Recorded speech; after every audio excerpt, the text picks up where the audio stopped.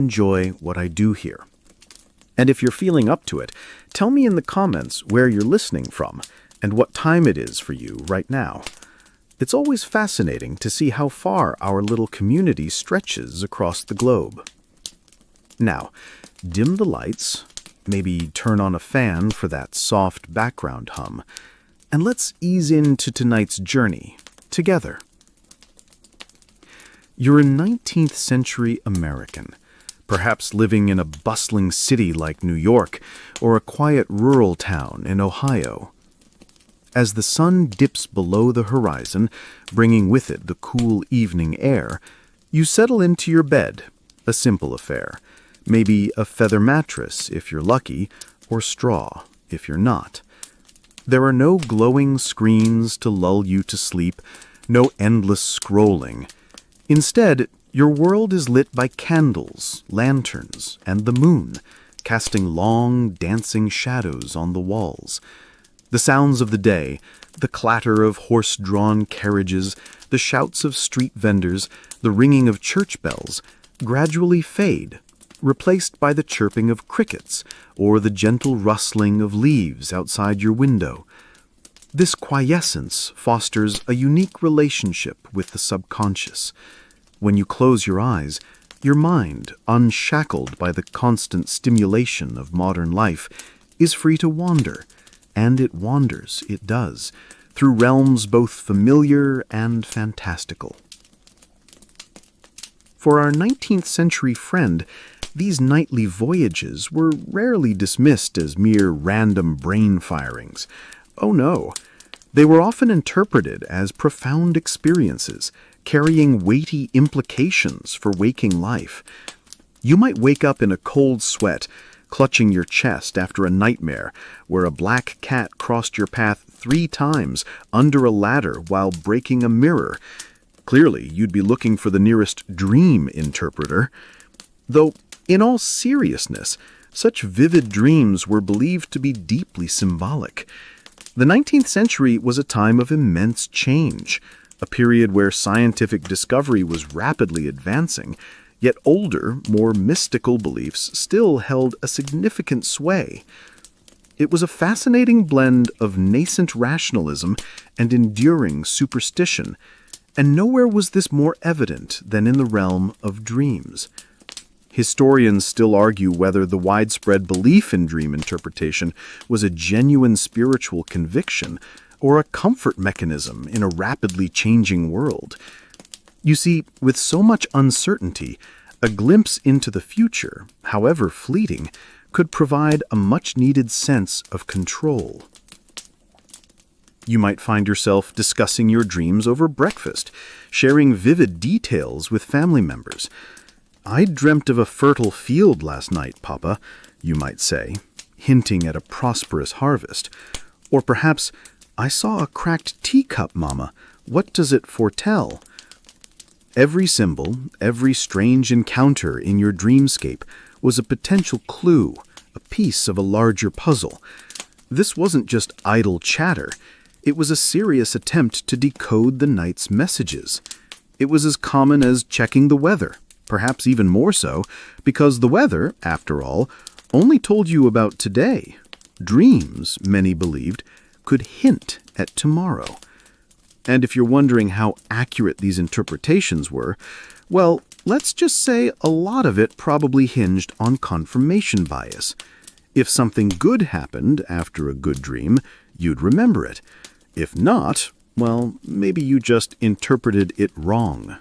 As the 19th century unfolded, you'd find yourself caught in a fascinating tension between the old and the new. On one hand, the Enlightenment's ripples were still spreading, pushing for reason, empirical observation, and a rejection of anything that smacked of superstition. You might read articles in newly emerging newspapers discussing scientific breakthroughs, from advances in medicine to new industrial inventions. The world, it seemed, was becoming more rational, more ordered.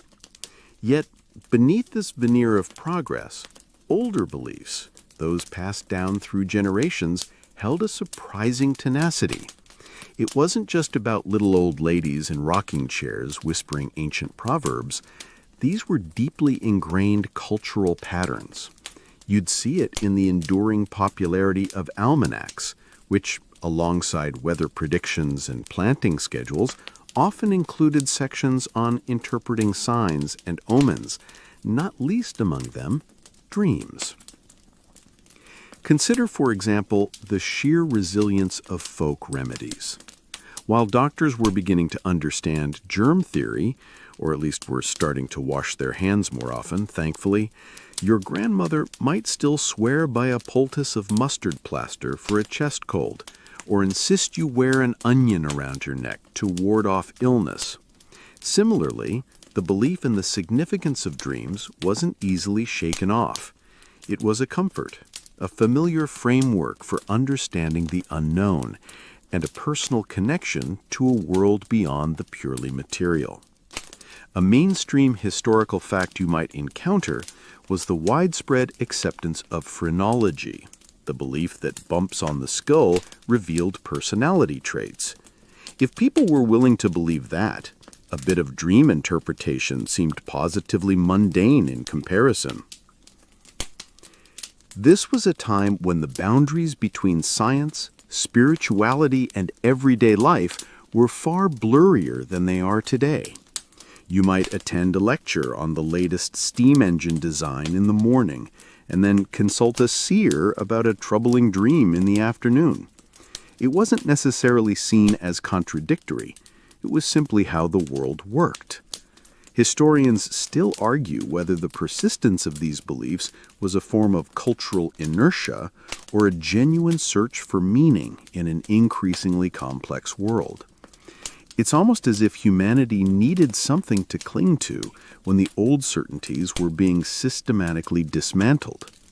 You'd hear whispers of new scientific theories that challenged long-held religious doctrines, creating a vacuum that older, comforting beliefs were quick to fill. It was a bit like trying to navigate a ship with a newfangled compass and an old, trusty sextant. You might use both just in case. Think about the pace of life then. It was slower, more attuned to natural rhythms. Without electric lights, your day was governed by the sun.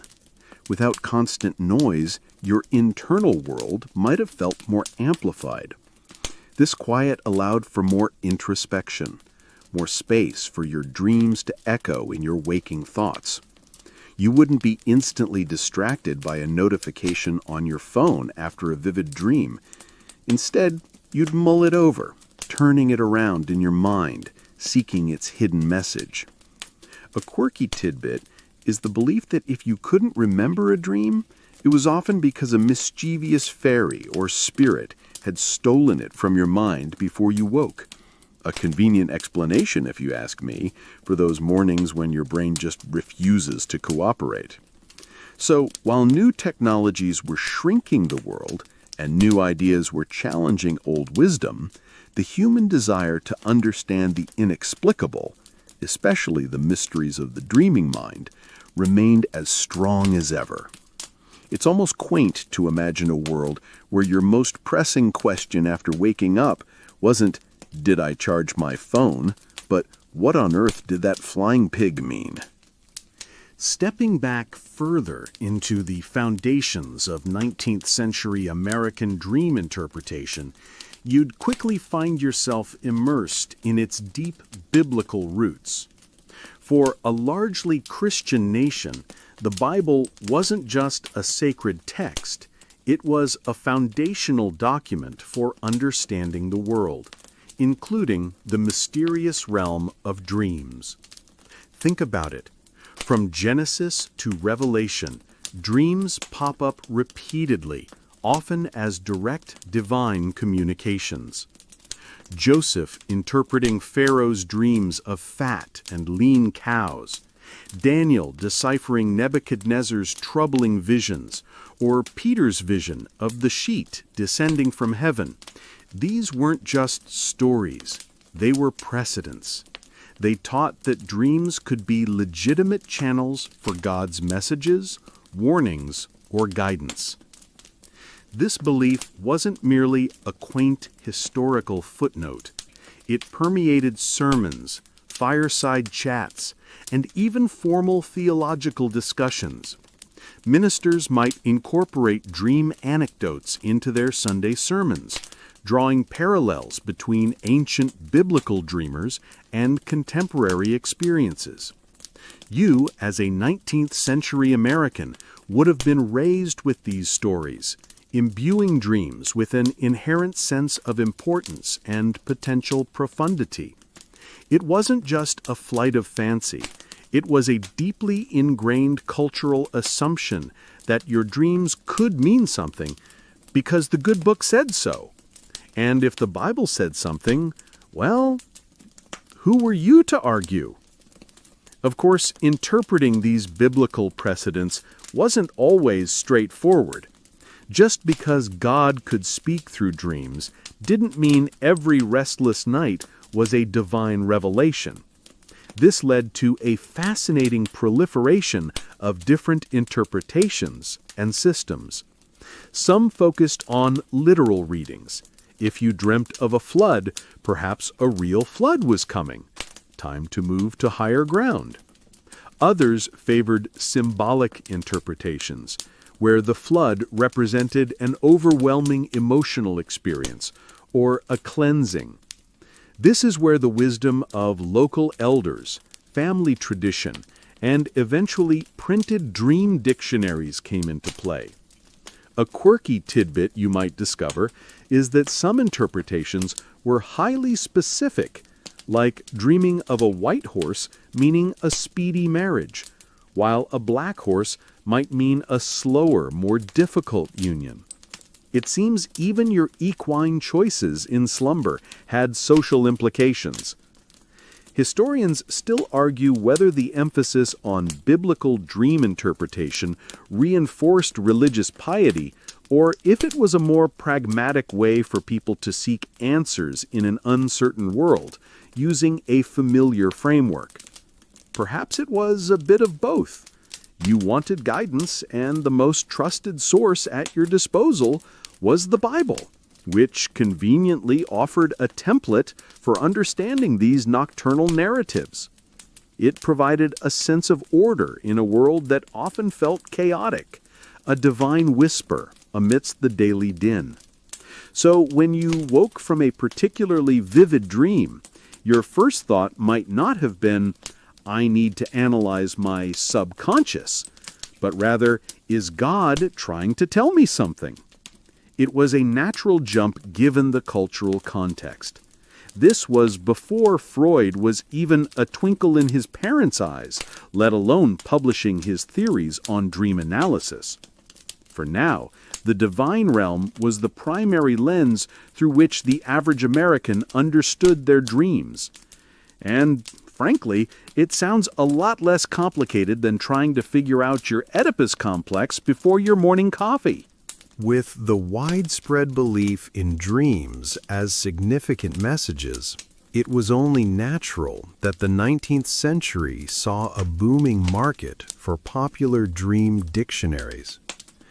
You wouldn't just rely on grandma's anecdotes or the local preacher's sermon for guidance.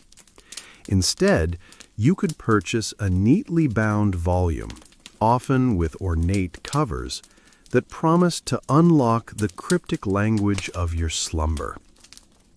These books were ubiquitous, found in general stores, bookshops, and even peddled by traveling salesmen across the American landscape.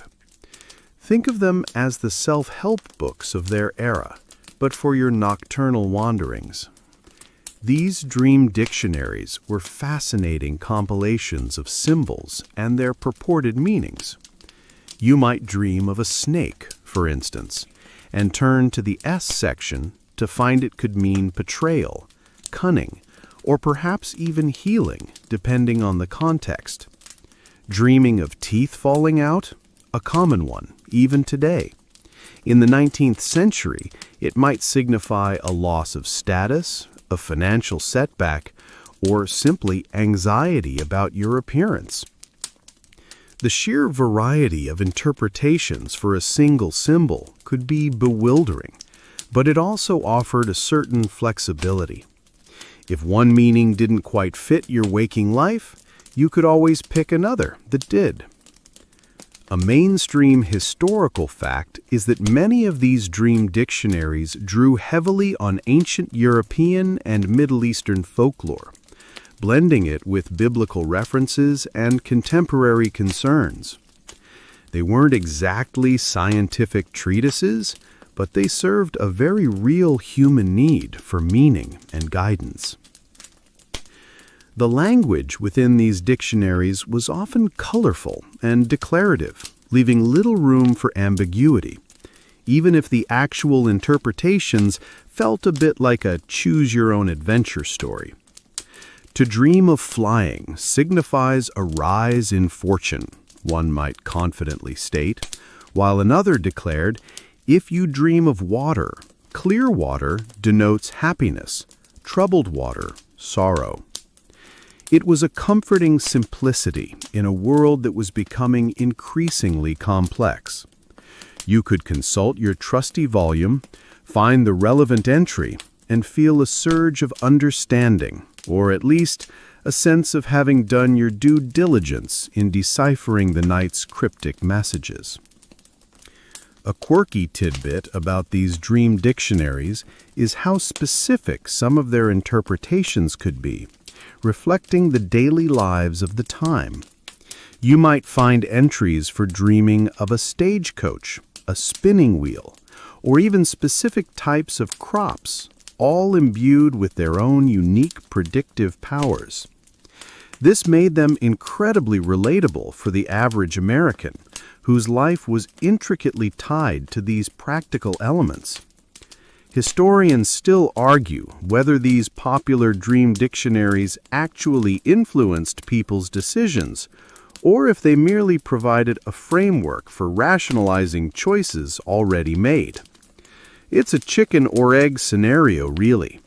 Did you interpret your dream to confirm a suspicion you already had, or did the dream dictionary genuinely spark a new course of action?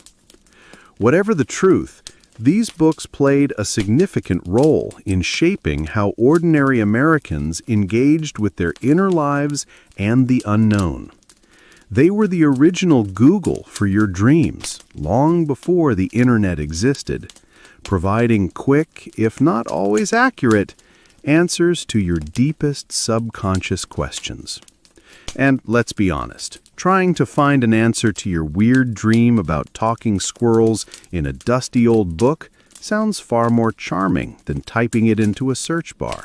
While 19th century America was awash with popular dream dictionaries drawing on old folklore and biblical tales, a groundbreaking, albeit nascent, shift was quietly brewing that hinted at Freud before Freud. You see, long before Sigmund Freud penned his seminal work on dream analysis at the turn of the 20th century, there were already thinkers, writers, and even ordinary people who began to glimpse the idea that dreams weren't just messages from external forces like deities or spirits, but rather reflections of your own internal world. This was a radical departure, a gentle nudge towards the notion of a subconscious mind. It wasn't a fully articulated psychological theory, of course, but you'd find inklings of it in various places. Perhaps you'd read a philosophical essay suggesting that dreams were the mind's way of processing the day's events, or a medical text proposing that certain dreams were indicators of internal bodily states. People started to notice patterns. Perhaps anxieties about money led to dreams of poverty, or hopes for a new relationship conjured images of romantic encounters. This wasn't divine intervention. This was you, in your sleep, working things out. A mainstream historical fact is that many prominent transcendentalists of the era, such as Ralph Waldo Emerson and Henry David Thoreau, explored the inner self and its connection to nature, inadvertently laying some philosophical groundwork for later psychological inquiry into the individual's mind, including its dreaming aspect. They encouraged introspection, urging you to look inward for truth, which naturally extended to the mysterious landscapes of your own dreams. This burgeoning awareness of the personal dimension of dreams wasn't always clear-cut. It often coexisted with the older, more mystical interpretations. You might still consult your dream dictionary to see if dreaming of a black cat meant bad luck, but simultaneously wonder if your recent worries about a business venture were manifesting as anxieties in your sleep. It was a gradual evolution, a slow dawning of understanding that the dream world wasn't just a window to the cosmos, but also a mirror reflecting your own hidden thoughts and feelings. Historians still argue whether this early psychological understanding of dreams was a natural progression from spiritual interpretations or a completely separate intellectual current. It's almost as if the human mind was itching to understand itself, and dreams provided a convenient, albeit often bizarre, starting point. A quirky tidbit from this period is the idea, found in some medical pamphlets, that certain dreams were caused by specific foods eaten before bed. So if you had a particularly vivid nightmare after a heavy meal of cheese, the conclusion wasn't, "I have repressed trauma," but rather, "That monster really disagreed with me." While comical to us now, it was an early attempt to link internal bodily states with dream content, moving away from purely supernatural explanations. So even as you navigated the bustling streets of 19th century America, reading about scientific marvels and social reforms, you were also living through a quiet revolution in understanding the human mind. Your dreams, once seen as purely external messages, were slowly but surely beginning to be recognized as deeply, undeniably yours. It was like realizing that the echoes you heard weren't coming from a distant cave, but from your own wonderfully complex skull. Now let's explore how these dream insights weren't just for academic pondering. They had very real practice. Hey guys, tonight we're going to ease into the peculiar world. Hey guys, tonight we are stepping away from, well, all of this. Imagine a gentle, vague wave of the hand encompassing the general hustle and digital static of our everyday lives, and into a space of almost aggressive tranquility. Imagine, if you will, a world where every single movement, every object, every quiet sound is drenched in centuries of meaning. We're talking about the traditional Japanese tea ceremony, or chanoyu, the way of tea. You're about to enter a realm where the rustle of silk is a significant event, and the aroma of damp moss is practically an overture. It's a place where time doesn't just slow down, it considers stopping altogether, perhaps for a nice contemplative nap. Honestly, with our attention spans, you probably won't survive this level of deliberate calm without at least one existential crisis about your notification settings. It's that intense. Lead gentle. So, before you get comfortable, take a moment to like the video and subscribe, but only if you genuinely enjoy what I do here. It really helps the channel, and it helps me know you're out there, also seeking a bit of quiet in this noisy world. And hey, drop a comment with where you're listening from and what time it is for you. It's always fascinating to see our little community of night owls and relaxation seekers spread across the globe. Is it rainy in Osaka? Is the dawn chorus just starting in Denver? Let us know. Now, dim the lights, maybe turn on a fan for that soft background hum, and let's ease into tonight's journey together. Your journey into the way of tea doesn't just begin when you arrive at the tea house. It whispers into existence the moment the invitation is extended. There's no flashy evite, no demanding RSVP that pings your phone with aggressive reminders. It might be a simple handwritten note on textured washi paper, the ink still subtly fragrant, hinting at the care to come. Or perhaps it's a quiet word from your host, an understated suggestion that their tea kettle is feeling a bit lonely and would appreciate your company. The very nature of the invitation encourages a shift in your mindset, a gentle clearing of your mental clutter before you've even chosen what understated, comfortable clothes you might wear. You find yourself anticipating not a party, not a social gauntlet, but an appointment with stillness. It's like being invited to listen to snowfall. As you make your way to the designated place, perhaps through bustling city streets or a quiet suburban lane, you feel the ordinary world clinging to you.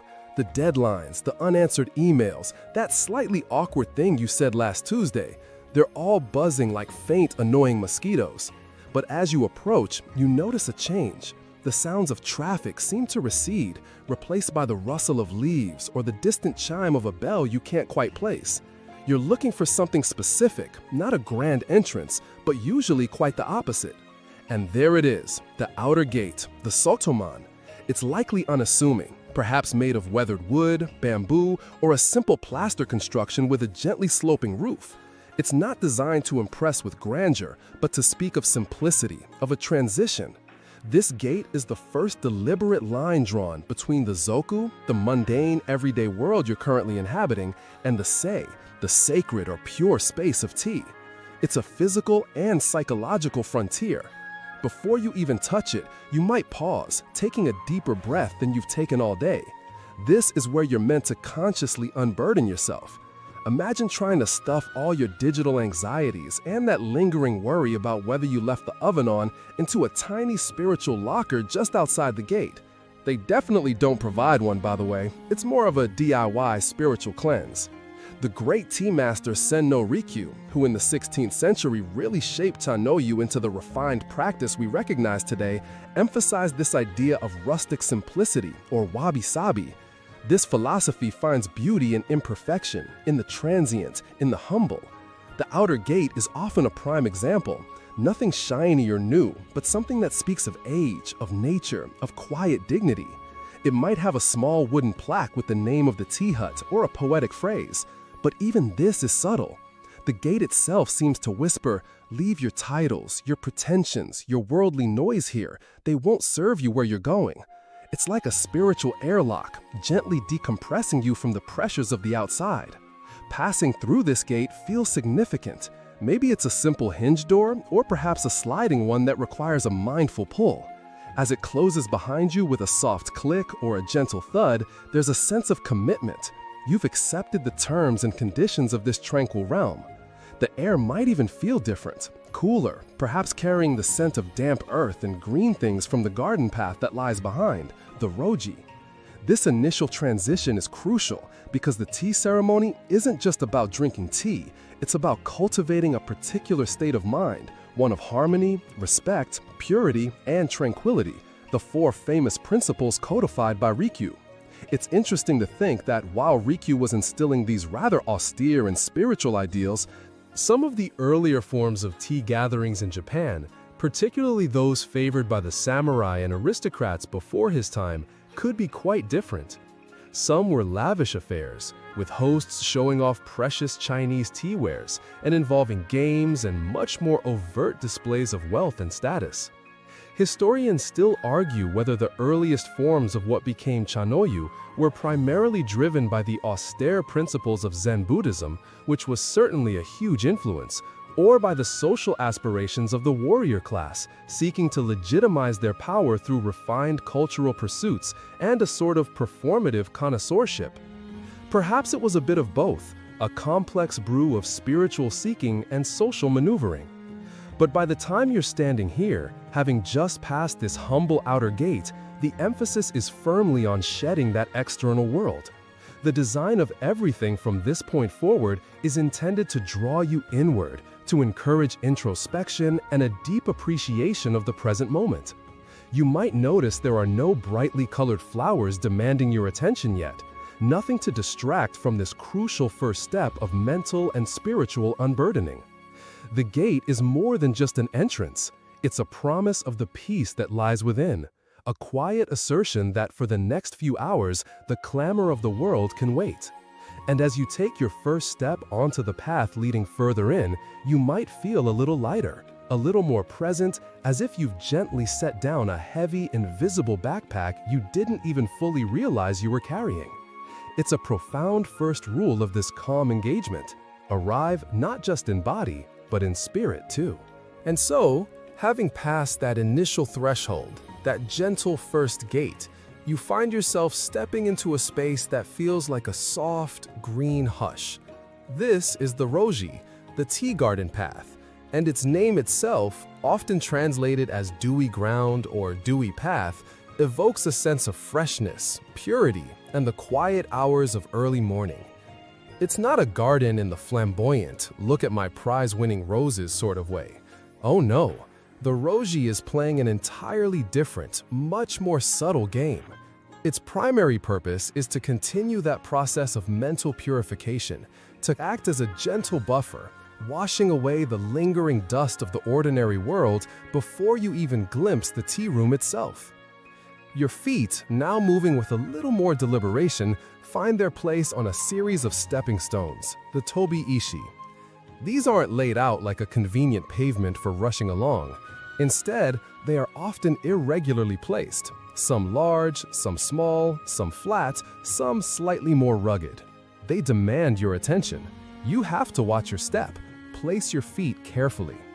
It's a wonderfully simple way of forcing you into the present moment, a kind of spiritual sobriety test, ensuring you can't just charge through thinking about your grocery list or that email you forgot to send.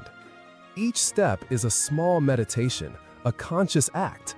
If you try to hurry, you'll likely stumble, and while that might provide some unintentional slapstick for any nearby squirrels, it rather defeats the purpose of serene contemplation. The path itself might meander, never revealing its destination too quickly. It winds through a carefully curated landscape that appears almost artlessly natural, yet every element is deeply considered. You're surrounded by greenery, but it's a restrained palette, predominantly evergreens like pines and firs, various types of ferns unfurling in shaded corners, and, most importantly, moss. Moss in various shades of deep, velvety green carpets the ground, clings to stone lanterns, and softens the edges of rocks. It speaks of age, of tranquility, of nature's patient artistry. You won't find beds of brightly colored, clamoring flowers here. Such ostentation would be a distraction, a jarring note in the symphony of subtlety. The plants here are philosophically understated. Hey guys, tonight we dive into the gooey, sticky, sometimes mysterious world of medieval junk food. You're standing in the heart of a cobblestone market square. The air is thick with wood smoke, livestock, and something sweet, almost cloying. There's a burly man with honey-coated fingers yelling about roasted chestnuts, and a child nearby is biting into something that crunches far too loudly to be entirely natural. Now, imagine living here. Your diet mostly gruel and bread, so when sweets come around, your brain lights up like a cathedral on Christmas Eve. But careful, you probably won't survive this dental disaster of a diet without losing a few molars. So, before you get comfortable, take a moment to like the video and subscribe, but only if you genuinely enjoy what I do here. And hey, drop your location and local time in the comments. It's always fun to see who's staying up late across the world. Now, dim the lights, maybe turn on a fan for that soft background hum, and let's ease into tonight's journey together. You're walking past a vendor with giant copper bowls of bubbling honey. He's stirring something thick, sticky, and sweet-smelling. Candied almonds, a medieval favorite. A few steps away, another stand offers comfits, tiny seeds like fennel or anise, coated in layers of sugar. They rattle in a paper cone like sugary gravel. Your fingers are already sticky and you haven't even bought anything yet. In medieval Europe, sugar was rare, but not unheard of. Honey, though, that was everywhere. And it was poured, drizzled, and slapped onto everything from dried fruit to roasted nuts. Your average sweet tooth had to rely on what was local and affordable. No chocolate bars here, no gummy bears, just whatever could be baked, boiled, or candied using honey, spices, and whatever fruit hadn't gone completely soft. You stop at a tray covered in dried dates, stuffed with nuts and rolled in crushed herbs. The vendor says they're from Spain, or maybe Sicily, or maybe just his backyard. No one's really checking. But you pop one in your mouth and the sweetness hits like a medieval sugar bomb. It's a chewy, gritty mess, and you love it. For peasants, these treats were rare, usually reserved for feast days or weddings. But for the moderately wealthy, sticky sweets were a flex. You could show off by serving candied violets, preserved quince paste, or even sugar sculptures shaped like swans. Imagine handing out swan heads made of molded sugar.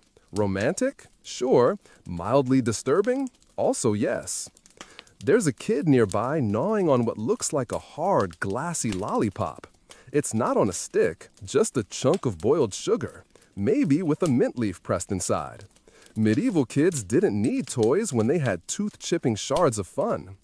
The child's mouth is purple, probably from crushed berries or beet juice? You don't ask. Mainstream fact? The earliest forms of candy date back to Roman times. But in the Middle Ages, the idea of sweetening medicine became wildly popular. Apothecaries were like candy shops. Want to cure a cold? Try licorice root soaked in honey. Got a cough? How about sugar-coated fennel? Got nothing wrong at all? Eat it anyway. It's delicious. Quirky tidbit?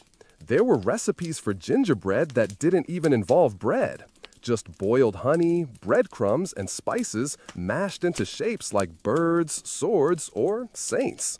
Yes, saint-shaped gingerbread. Now, chew on that idea before bed. And here's your scholarly debate for the night.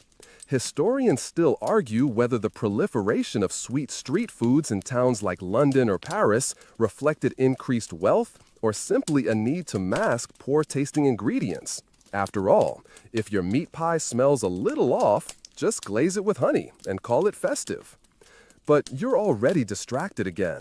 Someone walks by with something brown, fried, and coated in what looks like crystallized sugar. Fried dough? In the Middle Ages? Absolutely. But we'll get to that in a minute. Back in the square, your eye catches a jar of candied citrus peel. Bright orange, glistening in sunlight.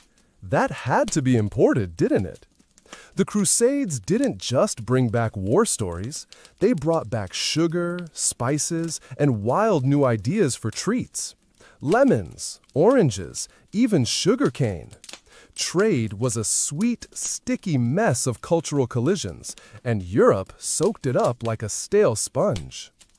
One noble lady nearby nibbles delicately on what looks like flower petals. Yes, she's eating sugar-glazed rose petals. You're not entirely sure if that's elegant or just medieval madness, but either way, it's a thing. Then there's the honey cake, dense, almost brick-like, flavored with cloves and black pepper. Yes, pepper. You tear a chunk off and chew it slowly. It's heavy, spiced, weirdly comforting. Your jaw is doing more work than your stomach. You think it might be growing stronger just from one bite. And did someone say health food? Not quite. Medieval physicians believed sweets could balance your humors. Too much black bile? Try a pear poached in honey. Feeling melancholy? Stuff yourself with dates. Basically, if you had problems, the answer was eat something sweet and pray. Your feet are sticky, your hands worse. The square smells of hot sugar, sweat, and baking bread. The sun's low. Bells ring somewhere in the distance. You're full of mystery desserts and ready to explore the next flavor catastrophe. And just when you think it can't get weirder, you hear it. The unmistakable crackle of oil and the scent of something deep fried. Yes, it's time. You drift toward the sound of hissing oil. There's something hypnotic about the rhythm. bubbling, spattering, sizzling like a lullaby for your cholesterol. You push past a pair of monks arguing over who stole whose onion pie and find yourself in front of what looks like a battered cauldron balanced precariously over a smoky fire. This is the friar's cauldron, and inside, chaos. Imagine someone throwing dough into hot oil and calling it dinner. That's medieval logic for you. The vendor, a portly man with soot on his cheeks and a gleam in his eye, pulls out something golden and crispy. It's round. It jiggles a little. He calls it a frittella. You call it dangerously tempting. You bite in. It's a puff of fried air, slightly sweet, slightly greasy, and wholly satisfying. This, right here, is junk food before the word even existed. Deep-fried snacks were a medieval miracle. Bread was everywhere, but if you wanted flair, you fried it. Battered apples, cheese fritters. Even peasants might splurge on a hot fritter from the market if the tax collector hadn't bled them dry that month. There's no deep fryer, obviously, just animal fat or olive oil in a heavy pan. And no health codes. If a pigeon lands in the oil, well, more flavor. Mainstream fact? In 13th century England, a common street treat was crisples or crispus, essentially deep-fried dough sprinkled with sugar. Fast food, medieval style. You ate it with your hands. No napkins, no regrets. Fringe tidbit? Some towns had unofficial frying zones where vendors were pushed away from the main square because the smell was just that intense.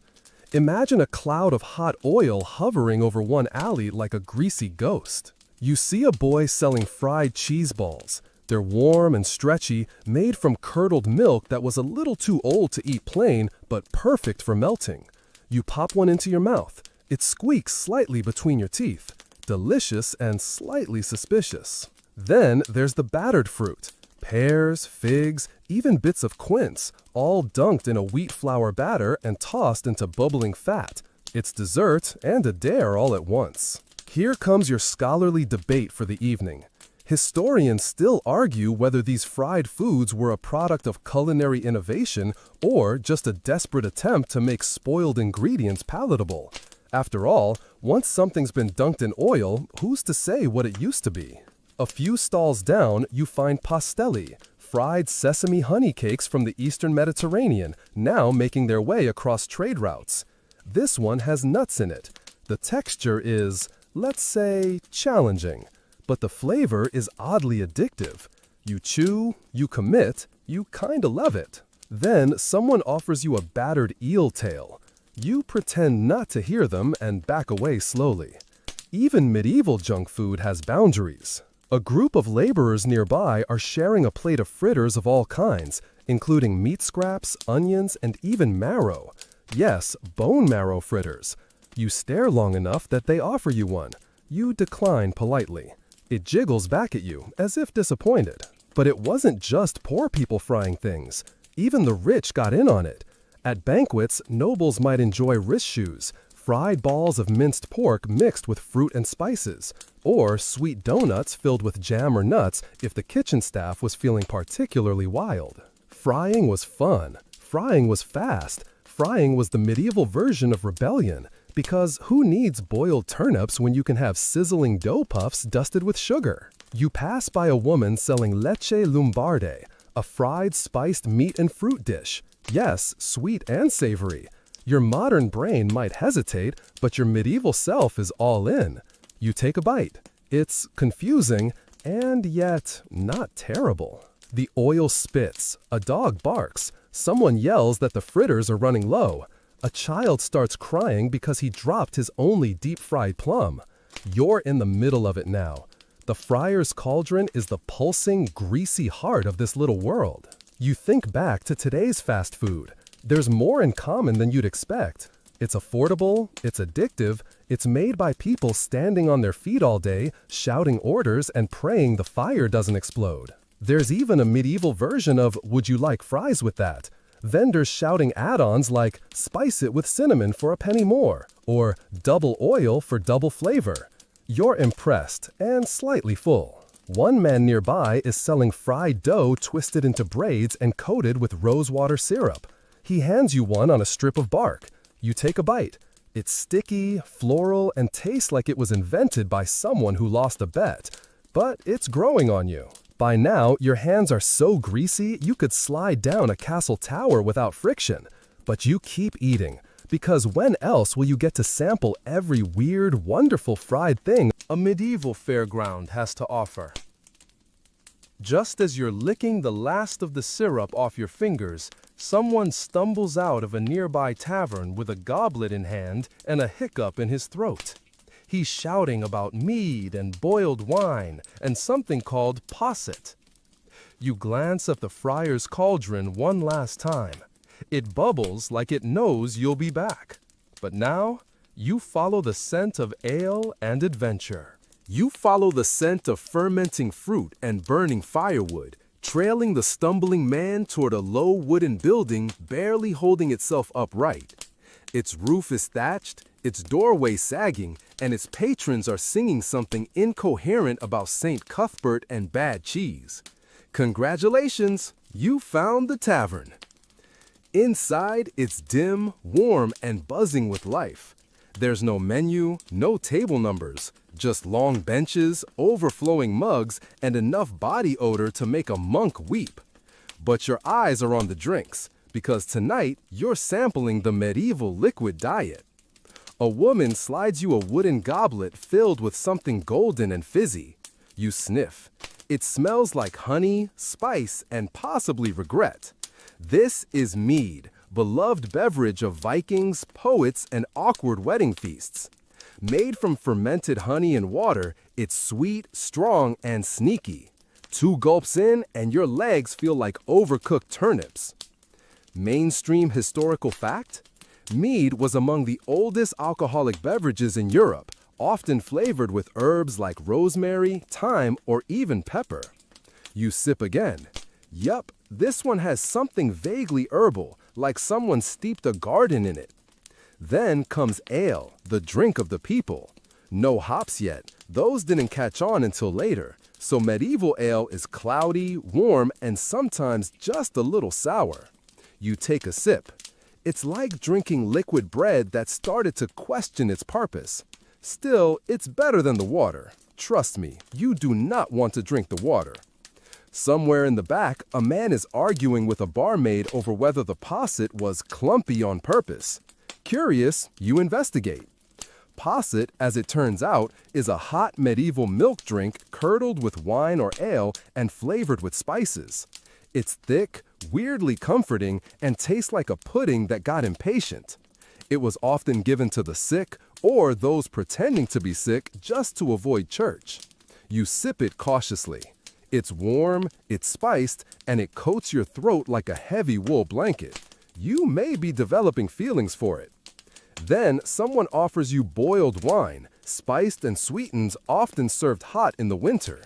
This is Hippocras, named after Hippocrates, who presumably never endorsed it, but would probably appreciate the branding. It's red, warm, and surprisingly nice. Like mulled wine, but with fewer oranges and more medieval drama. Fringe tidbit? Some taverns added ground-up bread or flour to drinks like posset or ale to thicken them up, and to stretch profits. It's like ordering a smoothie and getting a soup. But hey, calories are calories. There's even a drink made from soaked bread crusts, water, and a dash of sour whey. It's called small beer, and it's the daytime beverage of choice for peasants and monks alike.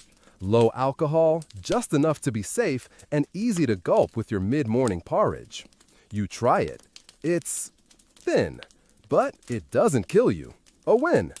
Historians still argue whether the alcohol content of these drinks was actually enough to cause widespread drunkenness, or whether the average medieval person just had a much higher tolerance than you. Judging by the man passed out on the floor with a roast onion in his hand, opinions vary. Next to the fire, someone is heating up a mixture of egg yolks, sugar, and wine in a copper pot.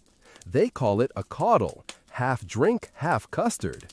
It's what you give to women in labor or kids with nightmares. You sip. It tastes like warm, medieval eggnog. You're not mad about it. Behind you, someone is loudly complaining that their cider has too much worm in it.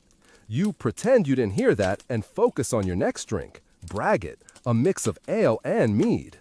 It's sweet, strong, and full of ambition, like a medieval frat party in a cup. There's also perry, pear cider, and piment, wine mixed with honey. Someone hands you a mug of something they call knock you silly juice. You ask what's in it? They shrug. You take a sip anyway. It's fruity, it's sharp, it's illegal in at least 6 modern countries. At one point, you try to stand up and realize you've achieved what medieval physicians would call excess of humors. So you sit back down and eat a fried fig, because why not? You glance around. There's a young woman reciting rhymes, a man carving a fish into the table, and a monk trying to discreetly order more ale without being seen by his abbot. It's all very wholesome, in a chaotic, intoxicating way. You're offered a bet, identify the mystery beverage in a blind taste test, or wear a donkey tail for the rest of the night. You take the sip. It's thick, herby, and has notes of old shoe. You guess, spiced beer gone wrong. The tavern erupts in laughter. It was fermented oat milk. You put on the tail. Outside, the night is colder now, but your insides are warm and fuzzy, thanks to mead, posset, and possibly liver damage. You stagger toward the door, wave goodbye to your new friends, including a man who insists he's a wizard, and step back into the night. The moon is high, your breath fogs, somewhere a chicken clucks suspiciously. And your next thought is, what do rich people eat when they're feeling snacky? You wake up sprawled across a hay bale with something sticky on your sleeve and the distant sound of a pig sneezing. Your head is heavy, your mouth tastes like burned bread crust, and you're not entirely sure if last night's wizard duel was real. But there's no time to dwell on that, because today you're headed to the estate of a nobleman where the elite do snack time in style. You approach a stone manor rising over manicured gardens, its arched doorway guarded by 2 men who look like they haven't blinked since the Crusades. You flash them a sheepish grin, and someone in velvets waves you in. The hallway smells like wax, herbs, and expensive dust. A servant hands you a damp cloth. Another offers you dried rose petals. You politely pretend to know what to do with either. In the solar, basically the medieval version of a fancy living room, platters of delicacies rest on linen-draped tables. These are noble nibbles, the kind of snacks the lower classes might hear about in ballads and bedtime tales. You make your way to a tray holding something shiny, golden, and suspiciously symmetrical. It's a marchpane, a confection made from ground almonds and sugar, sculpted into swans, castles, or little edible people. You bite into one. It's sweet, chewy, and rich. Nobles used it to show off wealth because sugar was imported, expensive, and basically edible currency. It's like eating a luxury tax. Mainstream fact? By the 14th century, sugar was sold in hard cones and had to be chipped off, then boiled down for candy making, hence why it was mostly used in the homes of the elite. You chew thoughtfully, watching a servant fan the flames beneath a copper pan. He's heating candied fennel seeds, a post-feast favorite meant to freshen breath. You pop a few. Your mouth now tastes like licorice and money. On another tray, you spot what looks like colorful glass. You poke it. It wiggles. It's jellied quince, or possibly a wine jelly, both luxurious preserves made from boiled down fruit and wine, chilled into shape. It tastes like medieval Jell-O, but with class. Over by the window, a bowl of comfits, sugar-coated spices like anise or coriander, tempts you. Each tiny piece took hours to make, sugar layered over and over using a slow, tedious process. You pop a few in your mouth, and they crunch delicately, exploding with floral heat. Then someone offers you a delicate slice of pâté, rich and creamy, spiced with cinnamon and cloves. You raise a brow. Cloves in meat? Welcome to the noble palate. In medieval cuisine, sweet and savory weren't opposites. They were soulmates. Quirky tidbit? Some noble households dyed their food with crushed flowers, minerals, or even ground insects. A red tart, possibly colored with cochineal bugs. A shimmering cake might involve powdered silver leaf. It's food, but also a chemistry experiment and a power move. You notice a tower of spiced wine-soaked pears, glistening with glaze and smelling like a holiday in Rome. You take a bite. It's soft, spicy, and slightly boozy. You suddenly feel fancier just chewing it. Near the hearth, someone is fanning a tiny brazier, toasting sugared almonds. They pop and sizzle before being dumped onto a marble slab to cool. You sneak one before they fully hardened. Worth it. Blistered tongue, but no regrets. And then, oh yes, gingerbread, but not the fluffy modern kind. This is dense, dark, sticky stuff, spiced with ginger, pepper, and cloves, sweetened with honey or the ever-coveted sugar. Historians still argue whether it was more candy or medicine, or both, depending on your dentist's politics. Beside you, a page insists the gingerbread is shaped like a bishop's mitre for luck. You nod like that makes perfect sense. You're deep in noble land now, just roll with it. A servant brings out a tray of cheesecakes, or at least what passes for them. Soft curd cheese blended with sugar, eggs, and rosewater, baked into a crust. It's oddly light and floral, like dessert perfume. You eat 3. Then you spot it, a sugar sculpture taller than your face, shaped like a mythical beast mid-roar. Sugar wasn't just food, it was status art. Served at the end of feasts, these substances weren't always eaten. Sometimes they were paraded, admired, then quietly stored. Waste not, flaunt a lot. Nearby, someone whispers about a merchant who imported candied citron from Sicily. You casually hover closer. The citron is preserved in sugar syrup, chewy and brilliant. You sneak a bite. Your taste buds scream in Latin. Another tray holds rose petal preserves, thick and sticky with an aroma like grandmotherly perfume. You try a dab. It tastes oddly romantic and a little confusing, like kissing a bouquet.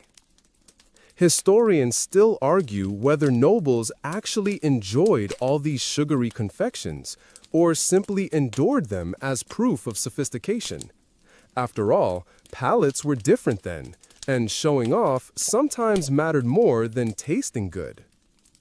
Suddenly, music plays. A lute, soft voices. A dog in a jeweled collar trots by. You watch a lord dip preserved figs in honey while discussing falconry. Everything is absurdly elegant. You lean back, your fingers sticky, your belly full of aristocratic whimsy. And as you wipe your hands on an embroidered napkin, oops, a thought hits you. What were kids munching on while all this was happening? A breeze whistles past as you step out of the manor's high halls and into a much messier world. No perfumed handkerchiefs here, no rose petal jam, just children with grubby fingers, sunburned noses, and mouths full of whatever they could sneak, scrape, or steal. You follow a trail of giggles through a crooked alley, past laundry flapping like battle flags and chickens playing it far too chill about incoming boots. Kids dart between carts and cats, each one clutching some kind of snack, and it's time to figure out what exactly medieval childhood tasted like. Spoiler, it wasn't marshmallows. The first little girl you pass is gnawing on a hunk of stale rye bread, hard as brick, likely a few days old, and smeared with goose fat if she's lucky. It's not glamorous, but it's filling. For peasant families, scraps of bread were the ultimate edible currency. Parents saved heels and crusts, dipping them in milk or weak ale to soften them up. You chew the edge of a similar crust. It's chewy, like chewing on a sandal. But hey, calories are calories. Then there's the boy next to her, holding something that looks suspiciously like a lump of coal. It's not. It's a charcoal roasted chestnut pulled hot from an iron pan resting over street coals. He cracks it open with his teeth, grinning. You try one too. It's earthy, sweet, soft like mashed potato with a smoky finish. Medieval kids didn't have candy aisles, but roasted nuts were affordable, easy to carry, and fun to share. Around the corner, a group of children sit cross-legged, giggling and swapping bites of something sticky. It's honeyed oat cakes, made from leftover porridge, fried up and drizzled with wild honey. It's a rare treat. Oats were the breakfast of the lower classes, but with a splash of sweetness, they transformed into something almost magical. Mainstream historical fact: honey was the main medieval sweetener before sugar imports became widespread. Beekeeping was common in both town and country, and honey was also prized for its medicinal properties, though kids just liked how it glued their mouths shut. Suddenly, a boy with wild hair and a suspicious smirk pulls something from his pocket. It's a sugar cube, a real one, probably filched from a merchant's stall or bribed off a noble's kitchen boy. The other kids swarm like bees. Sugar was rare, expensive, and rarely used outside elite homes, so finding even a single cube was like winning medieval Willy Wonka's golden ticket. You manage to lick it before it disappears. It tastes like rebellion and risk. Next up, fruit leathers. No, not the store-bought kind. These are sheets of sun-dried plums masked with a little wine, flattened and cut into strips.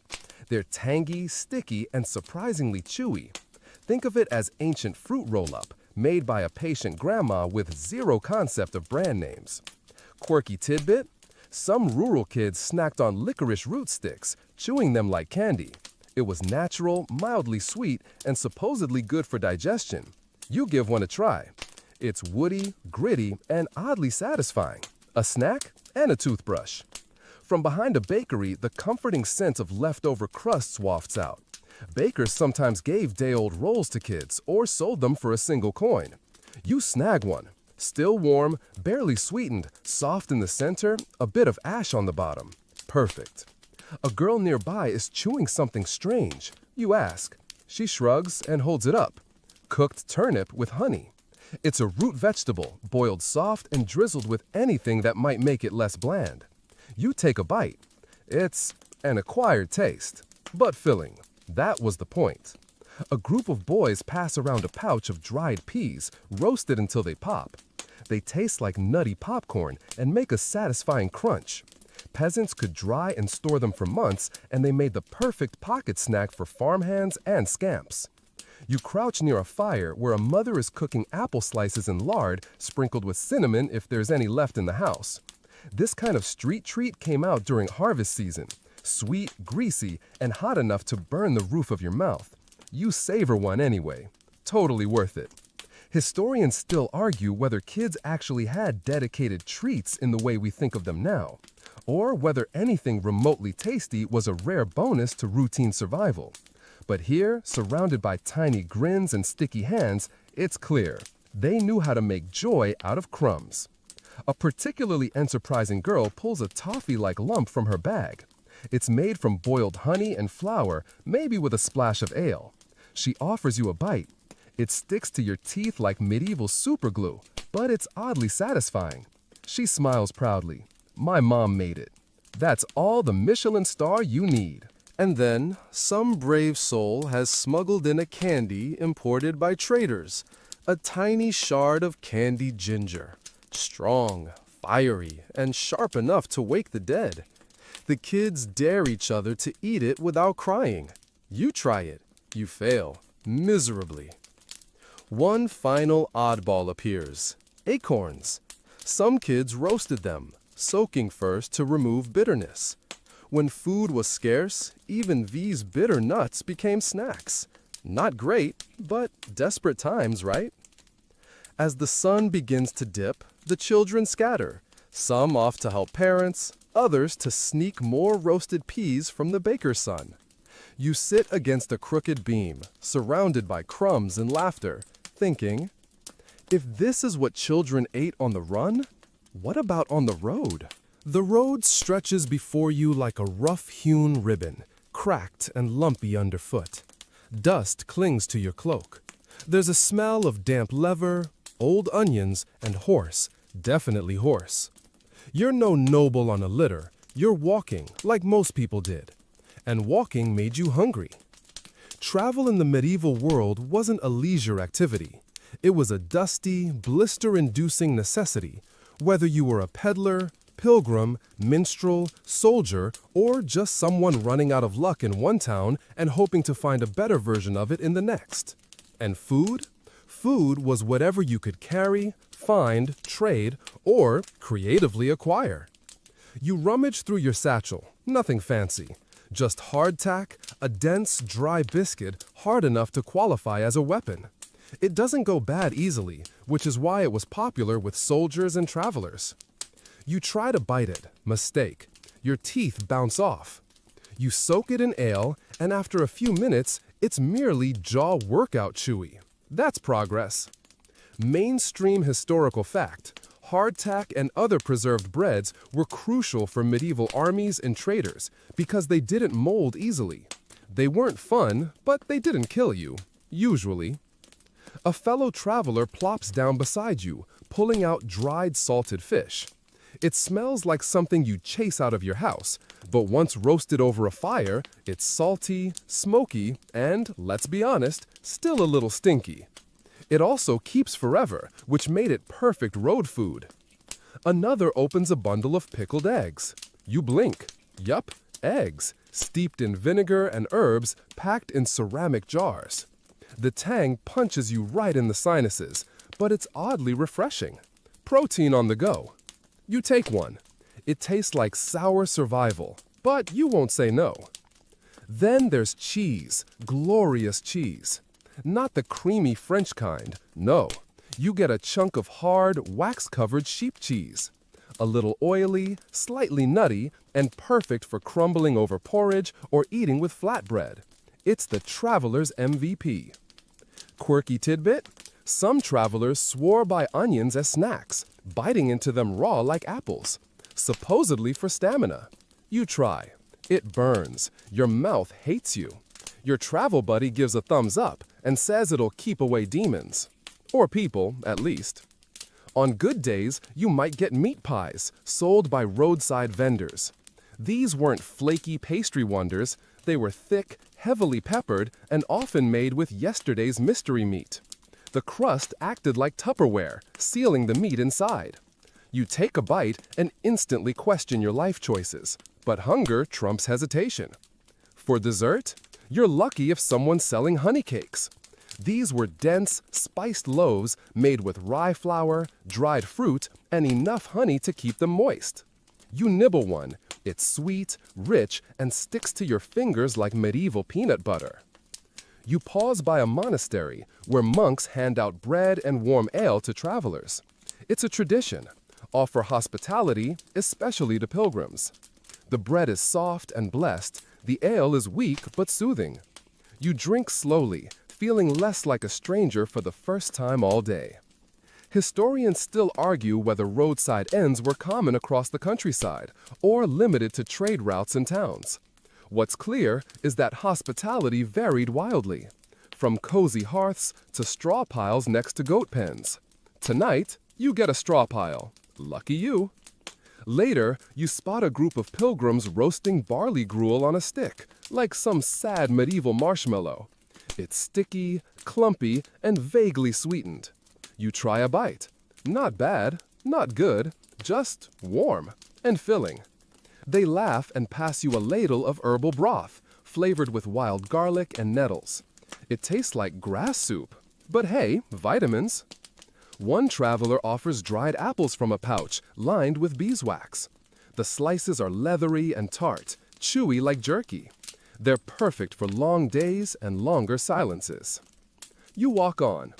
At a crossroads, you meet a merchant with a prized pouch of candied almonds. He offers one. It's roasted, coated in honey and spices, and absolutely delightful. The flavor dances across your tongue like a medieval rave. He winks and says it cost him a whole belt. More humble folks carry porridge balls, made from leftover oats, cheese, herbs, and whatever scraps they had on hand, rolled tight and roasted over fire. You grab one. It's dry, savory, and oddly comforting. Somewhere near a bridge, a woman sells vinegar-soaked vegetables, mostly radishes and beets. They're crunchy, tangy, and possibly half-fermented. You eat them anyway. By nightfall, you rest with a group by the fire. Everyone offers bits from their pockets and pouches. A boiled egg here, some smoked pork there, and even a crust filled with mashed peas and mint. It's like a weird little potluck made from leftovers and luck. And the drinks? Ale, of course. Weak, sour, and brewed with herbs. Occasionally, someone shares a flask of mead, sweet and golden. It burns a little, like honey and courage. As you stretch your legs and watch embers glow, you realize something. Medieval travel wasn't about comfort. It was about community. Every scrap of food, every sip of broth, every shared bite of salted fish was a reminder that the road was hard, but it didn't have to be lonely. Tomorrow, you'll move again.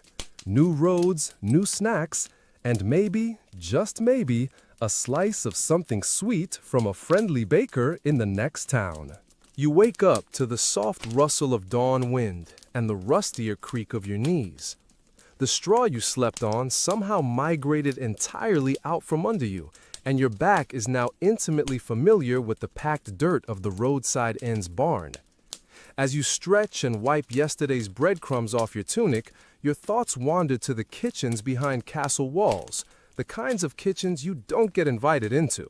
Let's peek anyway. The castle kitchen is chaos disguised as order.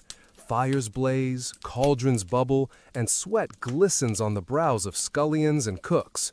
You inch inside with the soft tread of someone who very much does not belong. The smell? A heady mix of wood smoke, meat fat, stale beer, and hope. In a corner, a boy is plucking feathers from a goose like he's trying to win a speed contest. A pot of pottage simmers nearby. It's the eternal stew. Vegetables, grains, and meat scraps kept going for days, even weeks. Each morning, more goes in than comes out. You take a sip. It's salty, savory, oddly comforting, like licking the inside of a soup kettle, but in a good way. Mainstream historical fact: pottage was the staple for rich and poor alike. Nobles had theirs spiced and meat-heavy, while peasants' versions were grainy and green. Either way, if it's hot and it fills your stomach, you don't ask too many questions. One cook scoops gruel into wooden bowls, oats boiled in milk with just a hint of honey. It's warm, bland, and sticks to your ribs like emotional baggage. You'd complain, but it's breakfast. Someone wheels in a haunch of venison. It slaps on the block with a meaty thud. A grizzled chef wields a cleaver like it's an extension of his soul and begins hacking away. The kitchen doesn't pause. Meat was a big deal, served often in noble homes, rarely in peasant ones. But here, it's all business. Over by the fire, a spit turns slowly, dripping fat into a pan below. It's roast capon, a castrated rooster, plump and tender. You wince at the method, but the smell is heavenly. Crispy skin, golden edges, and that rich, juicy interior. You get a stolen slice, worth the ethical gray zone. A girl passes carrying cheese custards, a strange cross between cheesecake and soufflé, made with soft curds, herbs, and a whole lot of eggs. You burn your tongue. No regrets. Quirky tidbit? There's a bowl of hedgehog stew. Yep, actual hedgehog. Skin burned off, meat seasoned and stewed. It's rare, but hey, noble kitchens love exotic touches. You try a sliver. Tastes like pork that's seen things. Historians still argue whether sugar was common enough to sweeten everyday dishes, or still a preserve of the ultra-rich. In this kitchen, there's candied ginger on the counter, and a barrel labeled fine powder, which turns out to be imported cinnamon. Someone's clearly got connections. A baker emerges with trencher loaves, thick slabs of stale bread used as plates. The idea? Eat your food, then eat the plate. Efficient and oddly satisfying. You nibble one, soaked with goose fat and gravy. It's like edible history. Upstairs, a feast is being laid out. You sneak a peek.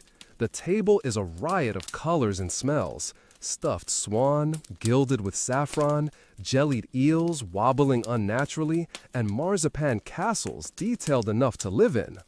You marvel at the absurdity and the skill. Down below, the scraps from noble plates don't go to waste. Cooks collect them into a giant bowl. Chewed bits, half-eaten pies, sticky bones, and abandoned sweets. These will go to servants or the poor at the gate. If you're lucky, you'll get the corner of a leftover tart. You snag a fig-stuffed pastry, hidden under a napkin. It's gooey, fragrant, and sweet. Figs, dates, honey, and a whisper of rosewater. One bite, and your teeth thank you. So does your soul. There's ale by the barrel and mead for the lords. Down here, you get a watered-down version, but it's still got a pleasant buzz. You sip slowly, letting the yeasty warmth spread. Suddenly, there's shouting. The kitchen boy dropped a pie, a lord's pie. Panic ensues. The head cook screams about dignity and honor, while the boy tries to scoop minced boar off the floor. You edge away, silently judging, but also sympathizing. A final dish emerges, apple fritters, dusted with sugar and fried in lard. You burn your fingers trying to sneak one. Totally worth it. It's crunchy, gooey, and just the right amount of decadent. Outside, you hear the music of the feast begin, lutes and laughter echoing through stone halls. But you're down here, among the fires and food, the shouts and spice, the underbelly of nobility. And honestly, it's more real, more human. You duck out, belly full, cloak smelling of onions and smoke. You're not a noble, but tonight you feasted like one, sort of. And tomorrow, you'll probably be gnawing cold barley cakes by a ditch again. But for now, life tastes good. Your stomach, still warm from stolen fritters and hedgehog stew, is starting to understand what it means to live like a medieval peasant, and how occasionally you get to borrow a noble's mouthfeel for a night. But food, of course, is only part of the fun. You wander back toward town, past winding roads and moss-covered signs, when the scent of something sweet and greasy hits your nose like a memory from a carnival that hasn't been invented yet. You follow it, of course. You always do. And there it is. A small crowd gathered around a flickering torchlit cart. Someone is frying something, badly, but it smells amazing. You've stumbled into a medieval night market, or at least the 13th century equivalent. Picture a row of rickety stalls held together with hope and spit, lit with oil lamps and manned by vendors shouting about their wares like they're auctioning off dragon eggs. One man is twisting strips of dough into hot oil. When they come out, he tosses them into a bowl of honey and crushed nuts. He calls them dough fritters, but you call them dangerous. You bite into one, crispy, syrupy, and still slightly raw inside. Delicious. This, it turns out, is junk food, medieval style. Cheap, indulgent, often questionably cooked, and absolutely adored by everyone who doesn't have gout or an ulcer. Mainstream historical fact. While fast food as we know it didn't exist, fried street snacks, pies, and pastries were a huge part of urban food culture in medieval cities. Vendors sold them on street corners, especially around churches and markets. The next stall offers something called rissoles, little pockets of meat and onions wrapped in dough and fried in lard. You eat 3 before realizing they're probably 2 days old. You're too far in to stop now. There's a kid with greasy hands selling candied almonds out of a paper cone. He tells you it's his family recipe and winks like a merchant prince. You trade a copper and chew slowly. Sugar, nuts, and that weird aftertaste that might be ashes, or just authenticity. Quirky tidbit? There's a monk here, yes, a monk, selling deep-fried cheese curds. Apparently, his abbey makes them in secret during Lent when fried food technically doesn't count if it's holy. You nod solemnly and take one. Salty, stringy, and totally worth going to hell over. Behind you, a man shouts about his famous tart out of lente, a pie made with cream, cheese, eggs, and dried fruit. It smells like someone tried to bake a cheesecake during an earthquake. You try it. It's warm and oddly spongy. Not bad. Historians still argue whether street food was regulated closely by guilds or allowed to flourish in shady culinary anarchy. From the taste of this mystery meat pasty, you're voting anarchy. Another stall is serving blood pudding on a stick. You hesitate. Then, again, you just ate hedgehog. You take a bite. It's rich, metallic, but also oddly earthy, especially when dipped in spicy mustard. One woman offers you a fried turnover filled with something she calls spiced gooseberry mash. It's tart, flaky, and probably made with more lard than fruit. You love it. There's also honey cakes, flat, chewy, dense as bricks, and cloyingly sweet. You watch a child try to chew one and nearly lose a tooth. Then he asks for another. Respect. A beggar girl walks by with black licorice twists dangling from her pocket, sold to her by a traveling apothecary. You trade her a heel of bread for one.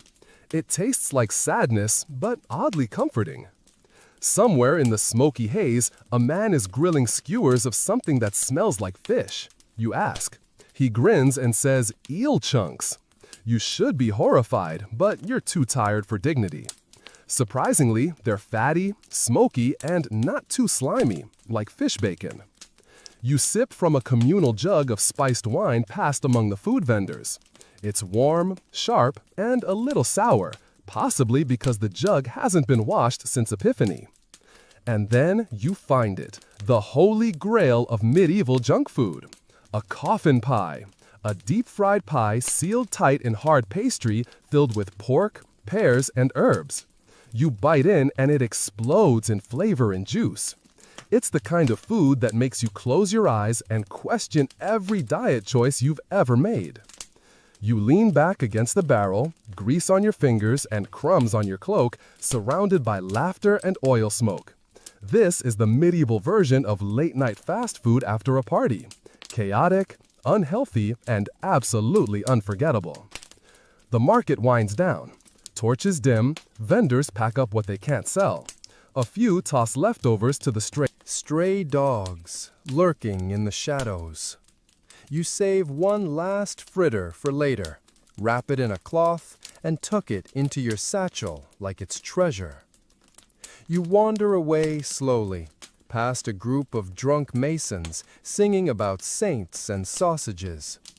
You chuckle, lick the last of the honey off your thumb, and think, maybe people haven't changed that much after all.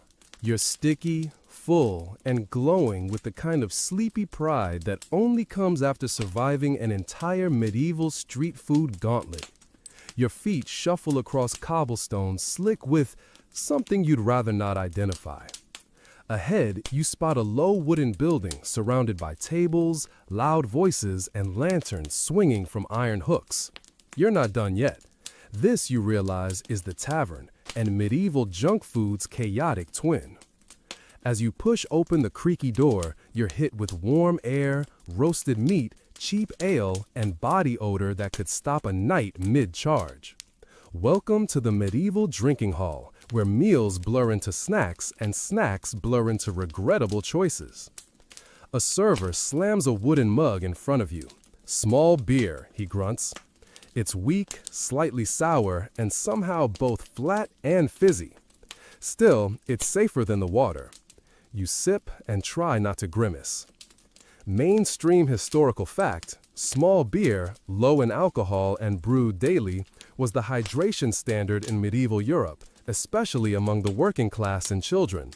It was safer than well water and had just enough fermentation to keep it drinkable. At the far table, someone is passing around a plate of cheese rinds drizzled with vinegar and mustard seeds. You grab one. It's like eating a salted candle, but weirdly satisfying. And then there's the bones bucket. Gnawed rib fragments from last week's feast, now reheated and sold for a pittance. You try one, mainly out of anthropological obligation. It's dry, chewy, but somewhere in there is a whisper of flavor. You glance across the room to see a man stirring a pot of what looks like fish porridge. You raise a brow. He shrugs. "White bait and oats," he says. for strength. You nod like that's normal. A bowl of roasted chickpeas and onion skins makes its rounds next. Salty, charred, and strangely addictive, like the medieval version of pub peanuts. Except instead of a beer mat, you're given a rag soaked in something that vaguely smells like rosemary and regret. You lean into a conversation about fried duck tongues, supposedly a delicacy among the nobility, but now served to commoners, cold, leftover, and oversalted. You try one and decide immediately, this tongue does not belong in your mouth. Quirky tidbit, one tavern in York was known for serving snail pies seasoned with mint and vinegar. The locals swore it cured hangovers. You're not sure about the science, but the visual of minty snails does linger like a bad decision. Over in the corner, a group of shepherds are betting on who can eat a bowl of boiled sheep tripe the fastest. You politely decline. Your stomach's adventurous, not suicidal. Historians still argue whether tavern food served more as sustenance for travelers or as culinary experimentation for bored cooks. Judging by the fermented egg stew someone is now passing around with a grim smile, you're leaning toward the latter. Someone offers you a slice of black pudding toast, fried in bacon fat and topped with chopped dates. It's sweet, savory, slightly metallic, and tastes like breakfast during an exorcism. You love it. You ask for something light. The barkeep snorts and brings over barley cakes soaked in broth. They're mushy, heavy, and possibly older than the chair you're sitting on. But there's garlic in there and herbs and enough salt to preserve your soul. Just as you're wiping your hands, a traveling bard bursts in, dragging a cart behind him. He announces the debut of his new invention, beer-battered cheese pies. The crowd cheers. You grab one hot from the tray. It burns your tongue, but fills your heart. You settle into the corner as the fire pops and the air turns golden. Someone hands you a plate of goose fat croutons, just toasted bread cubes soaked in drippings sprinkled with crushed thyme. It's humble, greasy, and absolutely perfect. Near the hearth, an older woman fries onion fritters in a shallow pan. Her secret? A dash of old mead in the batter.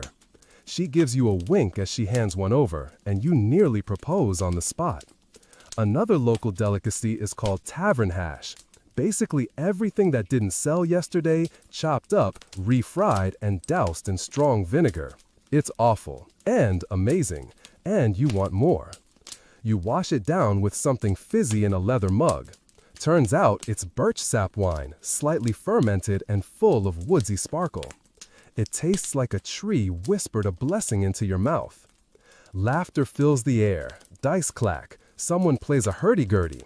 You stretch your arms, belly full, ears humming, and realize you've somehow just lived through the medieval version of a Friday night binge. And then someone sets down a dish in front of you.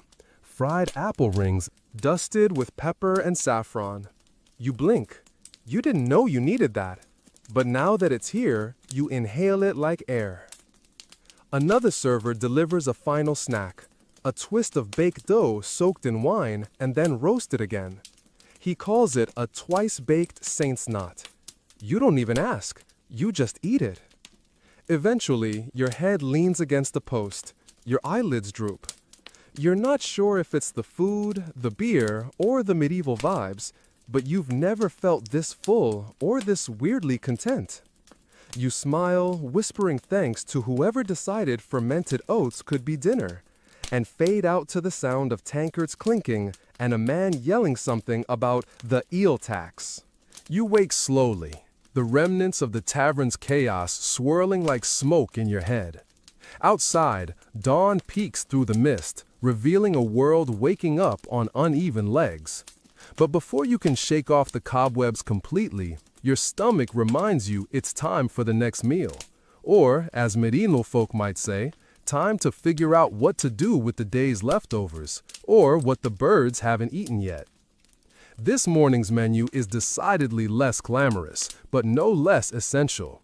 Medieval junk food at home, where survival meets creativity and every scrap counts. You trudge into a dim kitchen, if you can call it that. Its hearth stone cold except for the embers someone forgot to bury. You spot a battered wooden table with a loaf of bread hard enough to break teeth, a lump of lard, and a handful of dried herbs. Mainstream historical fact: most medieval households, especially peasant ones, cooked on open hearths, often lacking modern conveniences like stoves or ovens. Food preservation was a constant struggle, leading to creative reuse of stale and leftover ingredients. You decide to resurrect that loaf by soaking it in warm, sour beer. The result? Something called beer bread pottage. It's mushy, tangy, and smells faintly of yesterday's party. You stir it carefully, tossing in what little remains of dried onions and a handful of barley. Quirky tidbit: some households use stale bread soaked in ale or broth as a kind of edible sponge to soak up flavors, and as a way to soften the brick-like bread for easier chewing. You might call it medieval bread pudding, though it's far from the sweet treat you imagine. Nearby, a pot simmers with boiled cabbage leaves and turnips, topped with bits of salted pork fat.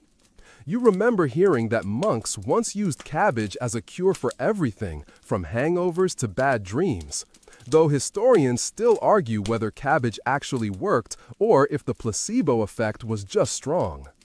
You scoop a spoonful. It's bitter, earthy, and oddly comforting. You wonder if modern health food devotees would appreciate the irony. You rummage through the pantry, finding a jar of pickled walnuts, a delicacy for those who can afford spices. You bite into one, the tartness cutting through the heaviness of the broth. Then you find a leftover hunk of pottage, a thick stew made of grains, beans, and sometimes small bits of meat. You warm it slowly, adding a sprinkle of crushed herbs for life. It's the backbone of medieval meals, flexible, filling, and sometimes foul, depending on the cook's mood. At the corner of the table, a pile of fried scraps, dough bits, burned vegetables, and animal fat awaits their fate. You toast them over the embers, creating crisp bread chips. You dip them in honey mixed with vinegar. It's sweet, sour, and strangely satisfying. Quirky tidbit: there's evidence that medieval cooks occasionally reused leftover fat for frying dough scraps, creating what could be considered a medieval equivalent of cracklings or chicharrones. It was the ultimate snack, crunchy and addictive. Your stomach rumbles as you spot a jar of fermented fish sauce, known as garum, left over from a feast day. You add a tiny splash to the stew, immediately feeling like a gourmet chef or a medieval mad scientist. Historians still argue whether fermented fish sauces like garum were widely used outside the Mediterranean or were rare luxuries in Northern Europe. Your taste buds vote for sometimes. You sip on a mug of warm mead, cloyingly sweet but soothing against the chill creeping through the kitchen. There's a crumbly hunk of cheese on the side, hard and salty, but a prized source of protein. You nibble it, noting the faint flavor of hay and old barns. In the corner, a small bowl holds roasted chestnuts, a humble, sweet treat that was sometimes served during festivals or as a quick snack in cold months. You remember hearing that chestnuts were often used as a staple carbohydrate before potatoes arrived, though historians still debate how widespread their use really was in northern climates. You chew slowly, savoring their warmth. Finally, you find an old recipe scribbled on a parchment, something about fried apples with cinnamon and honey, a rare indulgence for those lucky enough to have fruit. You decide to try it, melting the honey slowly over the embers and sprinkling the apples with wild cinnamon bark. It's sweet, tart, and almost like a promise of better days. You lean back, reflecting on the resourcefulness required to make scraps and stale bread into a meal that's not only edible, but sometimes delicious. This isn't the glamorized feast of kings, the gritty, real-life food. You push open the heavy wooden door of a bustling medieval market, the air thick with scents you never signed up for but can't ignore. Fermented fish, roasted meat, fresh herbs, and that unmistakable whiff of something spoiled, quietly winning the smell battle.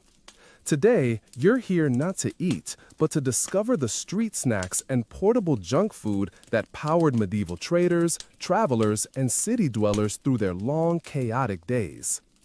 You weave past stalls where vendors shout over each other, advertising dried sausages, sweet pastries, and something wrapped in leaves that smells faintly of vinegar. Your eyes land on a vendor selling pies stuffed with offal and dried fruits. They call them black pies and claim they're the perfect mix of sweet and savory to keep you fueled.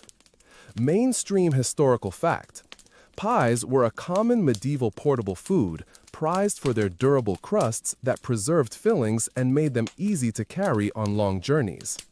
The savory pies often combined meat, offal, and spices with sweet elements like dried fruits, a curious but classic medieval flavor combo. You grab a slice and bite in. The crust is tough but buttery, the filling a curious blend of warm liver, raisins, and pepper. You shudder and smile simultaneously. At the next stall, a cheerful woman offers cheese and honey sandwiches on thick, rough bread. She explains that honey was not only a sweetener, but also helped preserve the bread and cheese during long travels. Quirky tidbit: street vendors sometimes sold devil's guts, a sticky, spicy candy made of sugar and chili pepper, said to cure fatigue and give you the energy to outpace any angry noble.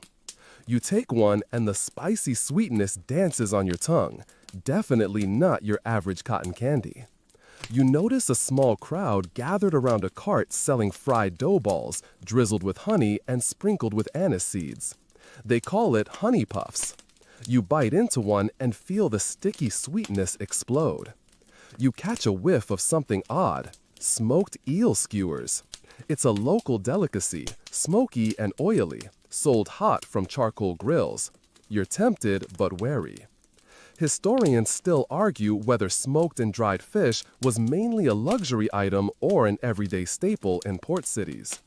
Next, a vendor waves a tray of spiced meat jerky, thin strips cured in salt, garlic, and wild herbs. You bite one and instantly feel like a medieval warrior ready to fight off boredom. Nearby, you spy fried cheese curds, battered and deep-fried until golden brown, often eaten with mustard or vinegar.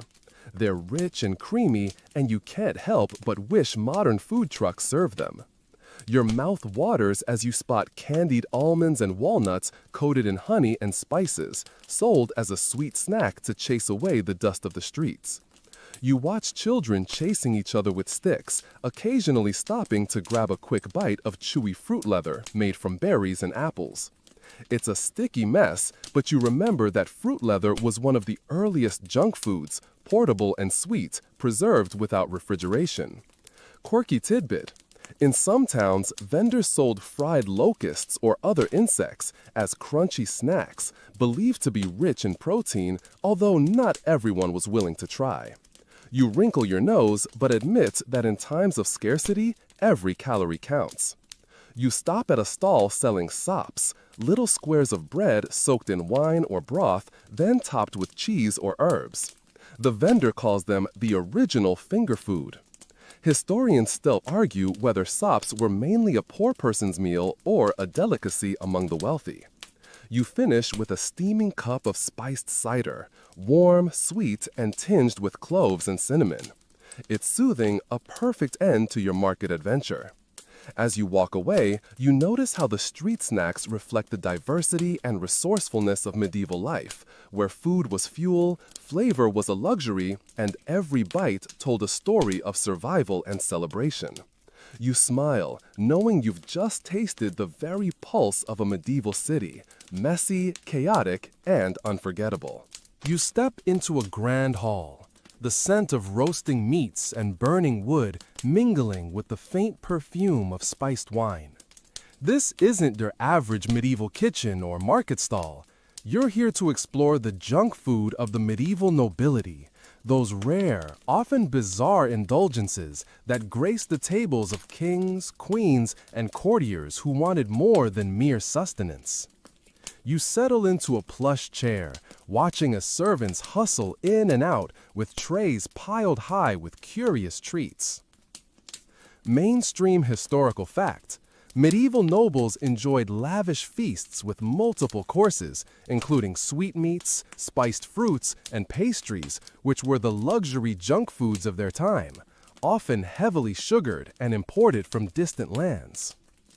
Your first taste is a marzipan sculpture, crafted into a lifelike bird, sweet and almondy. You marvel at how something so delicate can be considered junk food, but in this era, sugar was precious, making sweets a form of high-status indulgence. Next, you try comfits, tiny sugar-coated seeds or nuts served as palate cleansers or after-dinner treats. Quirky tidbit: some nobles fancied meat jellies, savory gelatin molds made from boiled bones and offal, set with expensive spices. They were served cold, cut into shapes, and often decorated with gold leaf. You wonder if it counts as junk food or just medieval science fiction. You nibble on sugar-glazed gingerbread, a favorite at festivals and banquets. It's dense and spicy, unlike anything you'd find in today's cookie aisle. You notice a plate of stuffed dates wrapped in bacon, a sweet, savory snack that seems strangely modern, almost like a medieval version of a bacon-wrapped appetizer. Historians still argue whether such fusion snacks were common or reserved for special occasions. A tray of candied violets and rose petals catches your eye. They look almost too pretty to eat, but their floral sweetness is addictive. You sip a goblet of hippocras, a spiced wine sweetened with honey and infused with cinnamon and cloves. It's warming and slightly intoxicating, perfect for loosening tongues and inhibitions at court. Quirky tidbit: some nobles enjoyed poppy seed cake, a dense sweet bread studded with poppy seeds, which, beyond flavor, might have had mild sedative effects, good for calming the nerves before a royal audience. You're served a small dish of preserved citron, thick slices soaked in sugar syrup, shining like jewels. It's exotic, a status symbol imported from the Mediterranean. Your eyes catch a bizarre snack, candied coral, made by dipping coral pieces in honey, more decorative than edible, but served to impress guests. You lean back, marveling at the contrast with the humble peasant's pottage. Here, junk food is about excess, display, and the rare luxury of sweetness in a harsh world. Historians still argue how much these delicacies influenced common diets or remained confined to the elite's tables.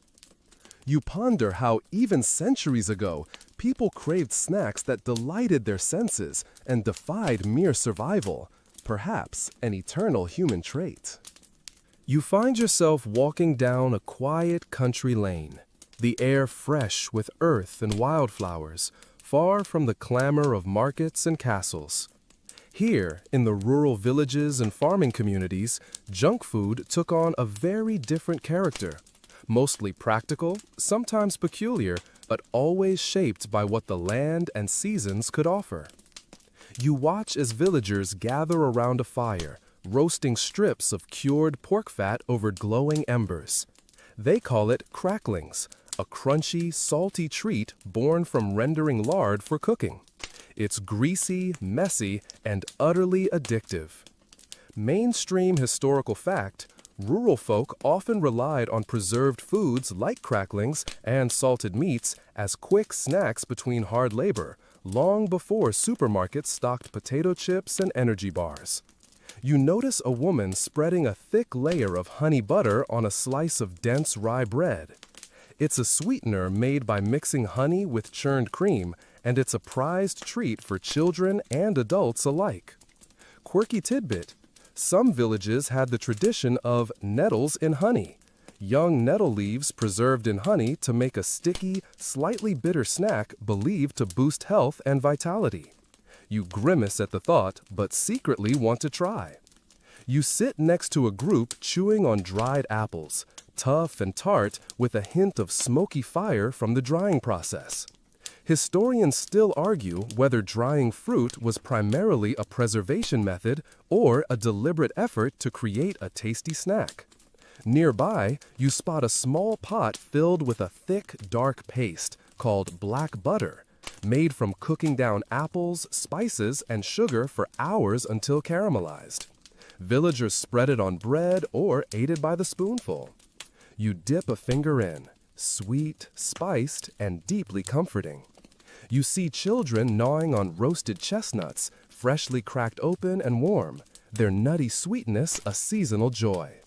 You overhear an old man describing the joy of rowan berry jam, a tart preserve made from berries gathered in the wild, often mixed with other fruits to temper the bitterness. Quirky tidbit: some rural areas consumed fried bread soaked in buttermilk and honey, a simple, energy-dense snack eaten during long days in the fields. You bite into it, the crunch giving way to a tangy sweetness that fuels your imaginary labor. You also notice some villagers snacking on cheese curds flavored with nettle or wild herbs, a rustic take on what might be considered gourmet of the city.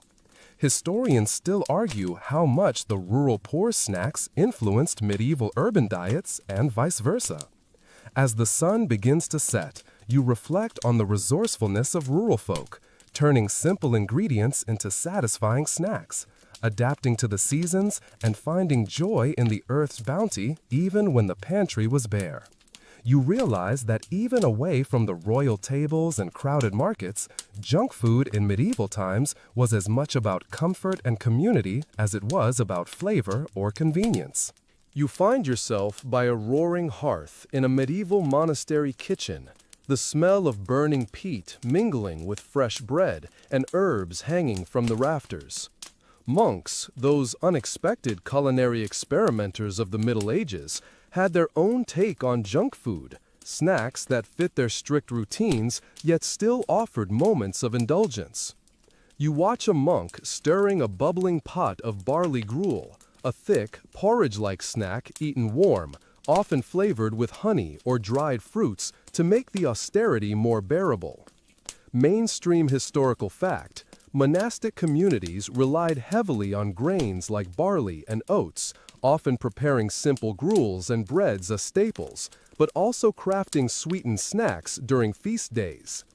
You're handed a small slice of frumenty cake, a spiced wheat pudding baked into a loaf, dense and fragrant with cinnamon, nutmeg, and raisins. Quirky tidbit: some monasteries produced poor man's marzipan, a sweet made from ground almonds mixed with honey and shaped into small, colorful candies. It was used to celebrate religious holidays and brighten dreary days. You savor the cake, noting the subtle sweetness against the backdrop of a strict, sometimes joyless daily routine. You notice jars of candied angelica, a wild herb candied in sugar syrup, used both as a treat and a medicinal aid. Historians still argue how much monasteries influenced the spread of sugar and spice use in Europe through their trade networks. A young novice offers you a small biscuit flavored with anise and fennel seeds, a digestive meant to soothe the stomach after long prayers and fasting. You nibble it and feel the licorice-like flavor calm your senses. You watch as another monk prepares hard cheese crackers, baked thin and dry to last through fasts when solid food was scarce. Quirky tidbit: some monasteries even experimented with early versions of honeycomb toffee, made by boiling honey and sugar, creating a crunchy, sweet treat that monks could nibble in secret. You feel a smile tug as you imagine monks sneaking bites during long hours of silence. You sip on a cup of spiced mead, its warmth and sweetness contrasting the otherwise plain diet. Historians still argue how monastic culinary innovation influenced secular medieval cuisine and the emergence of sweets and snacks. You realize that monks, often thought of as ascetic, were surprisingly creative with their junk food, balancing discipline with tiny pleasures that brighten their cloistered lives. The flickering firelight casts long shadows, and you savor these quiet, unexpected snacks as a unique thread in the tapestry of medieval food culture. You find yourself in a bustling medieval festival, the air thick with music, laughter, and the aroma of sizzling treats from every corner. This is the ultimate playground of medieval junk food, where every sense is teased and indulgence is king, if only for a day. You wander past stalls laden with fried fish cakes, crispy on the outside and soft inside, often spiced with herbs and dipped in tangy sauces. Mainstream historical fact: medieval fairs were hotspots for street food vendors selling fried and sweet treats to a hungry crowd, much like today's food festivals. A nearby vendor offers you a pastry filled with marzipan and dried fruits, glazed with honey and dusted with cinnamon. Quirky tidbit: one popular fair treat was the dragon's beard candy, spun sugar strands wrapped around nuts or dried fruits, creating a delicate web-like confection reminiscent of cotton candy. You savor the sweetness, amazed that even then people craved sugary delights. You see children gleefully biting into honey-drenched fritters, fried dough balls that come in many shapes and sizes, an early ancestor of the donut. Historians still argue whether these fried treats were originally medicinal or purely indulgent snacks. You hear the call of a vendor selling black pudding bites, small sausages made from blood and oats, fried until crispy, a savory junk food packed with iron and flavor. You try one, surprised by its smoky richness. Nearby, a stall offers roasted chestnuts and candied nuts, their sweet and nutty aromas swirling in the air. Quirky tidbit: some fairs featured puff pastry pigs, miniature pies shaped like pigs, filled with spiced meat, reflecting both whimsy and hunger. You chuckle at the idea of biting into a tiny edible pig. You sip a cup of spiced ale, its sweet and bitter notes warming your throat. You watch performers juggling fire and acrobats flipping, the festive energy making even the plainest snacks taste better. Historians still argue whether these fairs helped democratize junk food by spreading recipes from noble courts to common folk. As the festival fades into evening, you realize that medieval junk food, whether in courts, villages, monasteries, or fairs, was a rich, complex world, full of flavor, culture, and human desire for pleasure. You smile, imagining yourself back at home, perhaps craving a late-night snack that connects you through centuries to the hungry, joyful people of the past. The fire is dying down now, and your eyelids grow heavy. You let the warmth of the day's flavors and stories settle softly in your mind. Imagine the sweet scent of honey mingling with smoky fires, the crunch of cracklings, the gentle sweetness of candied petals, all drifting like a comforting whisper as you sink deeper into rest. No matter how wild or strange, these snacks remind us that even in the harshest times, people found little joys to savor and share. So breathe out softly, let the images fade gently, and know that tomorrow brings a fresh new story to explore.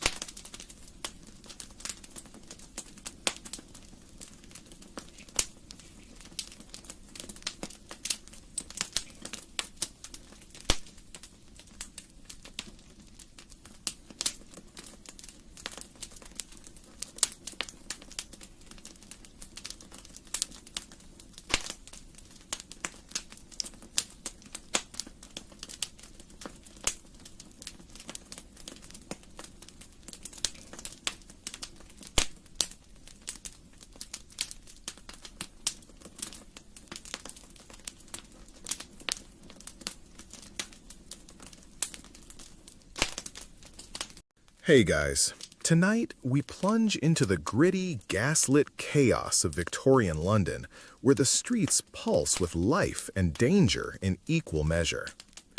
Picture yourself stumbling through narrow, cobblestoned alleys, the air thick with coal smoke and the stench of unwashed bodies. Horses clatter past, splashing mud onto your already tattered clothes, while street vendors hawk pies of questionable origin. You're shoulder to strangers, their faces etched with exhaustion, all hustling to survive another day. Spoiler alert, you probably won't survive this unscathed. Life here is a gauntlet of disease, crime, and sheer bad luck. So, before you get comfortable, take a moment to like the video and subscribe, but only if you genuinely enjoy what I do here.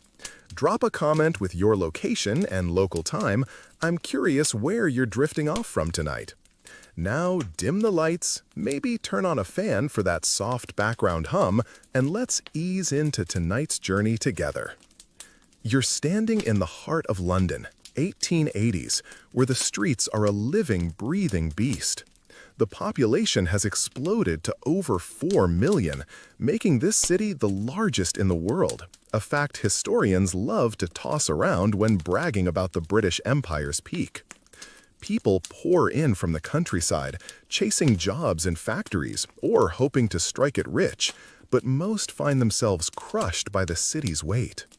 You're jostled by a tide of top hats, ragged shawls, and barefoot kids darting between legs, all moving at a frantic pace. The noise is relentless. Cartwheels creak, hawkers shout, and somewhere a dog barks like it's auditioning for the apocalypse. You try to find your footing, but the ground is slick with horse dung and something you'd rather not identify. A street lamp flickers, casting shadows that make every passerby look vaguely menacing. Here's a quirky tidbit. Some Londoners swear by a lucky charm, a dried potato carried in their pocket to ward off bad vibes. Sounds like something your weird uncle would try, right? But don't laugh too hard. You're tempted to clutch one yourself as a costermonger eyes your worn-out boots. The streets are a maze, and getting lost is easy.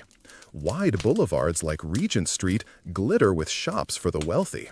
But turn a corner and you're in a warren of alleys, where laundry sags on ropes and the air smells like despair. Historians still argue whether this overcrowding was a sign of progress or a recipe for collapse. Did the city's growth fuel innovation or just misery? You push forward, weaving through a crowd of flower girls and fishmongers, their hands chapped from work. The sheer density of people is suffocating. Personal space is a luxury you can't afford. You pass a pub spilling drunks onto the pavement, their slurred songs mingling with the cries of a newsboy shouting about a murder in Whitechapel. Violence is never far away, and you keep one hand on your pocket, hoping your last few pennies stay yours. The street is a theater of survival, and you're an unwilling actor. A woman with a tray of wilted cabbages offers you a deal, her voice hoarse from yelling all day. You decline, mostly because you're broke, but also because you're pretty sure that cabbage has seen better days, probably in 1875. Every step feels like a gamble. The crowd surges, and you're carried along like driftwood in a river. A man in a patched coat tries to sell you a genuine watch, but it's ticking suspiciously loud, like it's counting down to its own demise. You shake your head and keep moving, the cold seeping through your thin coat. The streets are alive, yes, but they're also brutal, a churning machine that grinds down anyone who can't keep up. You're already exhausted, and it's barely noon. Somewhere in the distance, church bells toll, a faint reminder that time marches on, whether you're ready or not. You're still trudging through Victorian London's chaotic streets. The clamor of hawkers and hooves a constant drone in your ears. Now, though, your throat feels parched, and you're eyeing a nearby pump for a quick drink. Bad move. The water in this city is a silent killer. And cholera's grip is tighter than a miser's fist.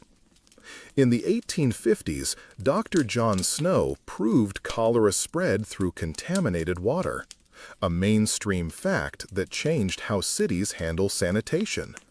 But here, in the 1880s, progress is slow, and you're rolling the dice every time you take a sip. The River Thames, London's main water source, is basically an open sewer, carrying everything from factory runoff to human waste. You notice a faint, sour smell as you approach the pump, and the water looks cloudy, like it's plotting something sinister. You hesitate, but thirst wins, and you cup your hands under the spout, hoping for the best. Here's a quirky tidbit. Some Londoners believe drinking gin with their water purifies it, which is about as effective as using a paper towel to stop a flood. You're tempted to try it, if only to calm your nerves, but the gin carts nearby look shadier than a back alley deal. The streets around you buzz with life, yet death is never far off. Cholera outbreaks, like the one in 1866 that killed thousands, are a grim memory for locals. You overhear a woman whispering to her friend about a neighbor who went blue overnight. Cholera's gruesome nickname, cyanosis, from the bluish tint of dying skin. You swallow hard, your stomach churning, and not just from the water you just drank. Historians still argue whether the government's slow response to cholera was due to ignorance or just penny-pinching politics. Did they not know better, or did they not care enough? Either way, you're stuck in the fallout. The pump you're at is one of thousands across London, many drawing from wells tainted by nearby cesspools. You glance at the ground and notice a suspiciously damp patch nearby. Yup, that's probably not rainwater. The city's sanitation is a patchwork of half-measures. Pipes are being laid, but they're nowhere near enough. You step back, wiping your hands on your coat, which, let's be honest, isn't much cleaner. A kid runs by, splashing through a puddle you'd rather not think about, and you wonder how anyone survives this place. You keep moving, passing a street vendor selling fresh watercress, though the leaves look like they've been dunked in the Thames for flavor. You're not falling for that one. Last thing you need is a side of dysentery with your greens. A horse-drawn omnibus rumbles past, its driver shouting at pedestrians to clear the way. You dodge just in time, but the spray of mud on your trousers feels like a personal insult. The air is thick with coal smoke, and you cough, wondering if the water or the air will get you first. A man in a tattered top hat offers you a pamphlet on miracle tonics to ward off disease, but you wave him off. Those quack cures are about as useful as a screen door on a submarine. You pass a group of women washing clothes in a brownish water, their hands red and raw. They're chatting about a recent cholera scare in the East End, where entire families vanished in days. You try not to listen, but the fear is contagious. Every sip, every breath feels like a gamble in this city. You spot a pub ahead, its sign promising pure ale, and for a moment you're tempted. Ale's safer than water, right? But your pockets are light, and the pub's crowded with workers drowning their own fears. You keep walking, the pump's handle glinting mockingly behind you. The streets are still packed, the noise unrelenting, but now you're hyper-aware of every cough, every puddle, every risk. Survival here isn't just about dodging pickpockets. It's about outsmarting the very water you need to live. You're still weaving through Victorian London's crowded streets, the stench of the Thames fading slightly as you turn into a narrower lane. Now, a looming brick building looms ahead, its iron gates creaking like they're auditioning for a ghost story. This is the workhouse, the so-called refuge for those who've hit rock bottom. And trust me, in this city, rock bottom is a crowded place. You step inside, and the air grows heavy with the smell of damp stone and despair. The workhouse system, cemented by the 1834 Poor Law Amendment Act, a mainstream fact that reshaped how Britain dealt with poverty, is designed to deter idleness, but it feels more like punishment for being poor. You're here because you've got no money, no job, and no choice. The clerk at the door eyes you like you're a stray dog, scribbling your name in a ledger before shoving you toward a dormitory. Here's a quirky tidbit. Some workhouses serve a gruel so thin it's nicknamed skilly, and rumor has it inmates once found a rat tail in the pot. Bon appetit. You're handed a bowl of this watery sludge, and you're not sure if it's food or a cruel prank. The room is packed with men, women, and kids, all separated like livestock, their faces gray with exhaustion. You're told to pick oakum, unraveling old ropes into fibers until your fingers bleed. It's mind-numbing work, and the overseer barks at anyone who slows down. You glance at a kid no older than 10, struggling with a pile of hemp, and your heart sinks. Historians still argue whether workhouses were a necessary evil or just plain evil. Did they save lives or break spirits? The walls are damp, and the straw mattress you're assigned smells like it's been through a few too many winters. You lie down, but sleep is impossible with the coughing and muttering around you. A woman nearby whispers about escaping, but the guards are always watching, and the punishment for running is a month of hard labor, or worse. You remember that dodgy water from the pump, and wonder if you'd have been better off taking your chances on the streets. At least there, you could breathe without feeling like the walls were closing in. A bell rings, signaling another round of work, and you drag yourself up, your back already aching. You're shuffled to a yard to break stones, each swing of the hammer jarring your bones. The other inmates are a mix of the desperate and the defeated. Some are here for a night, others for years.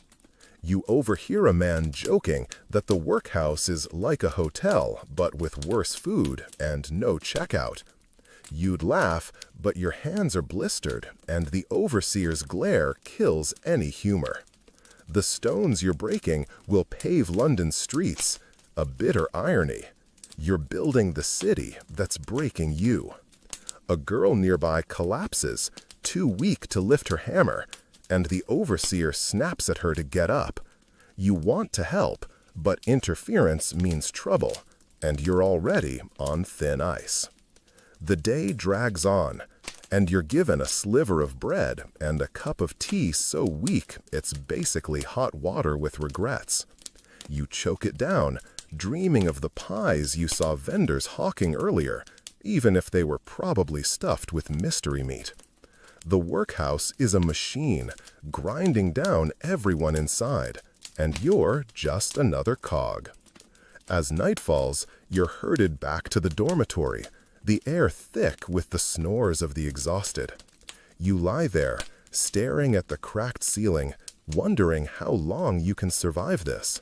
The city outside hums on, indifferent, while you're trapped in this gray limbo, counting the hours until dawn. You've escaped the workhouse's suffocating walls, but the streets of Victorian London offer no warm welcome.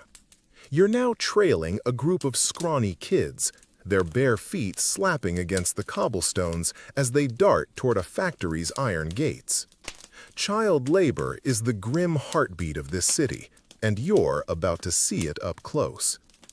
By the 1870s, laws like the Factory Act's mainstream milestones have started limiting work hours for kids.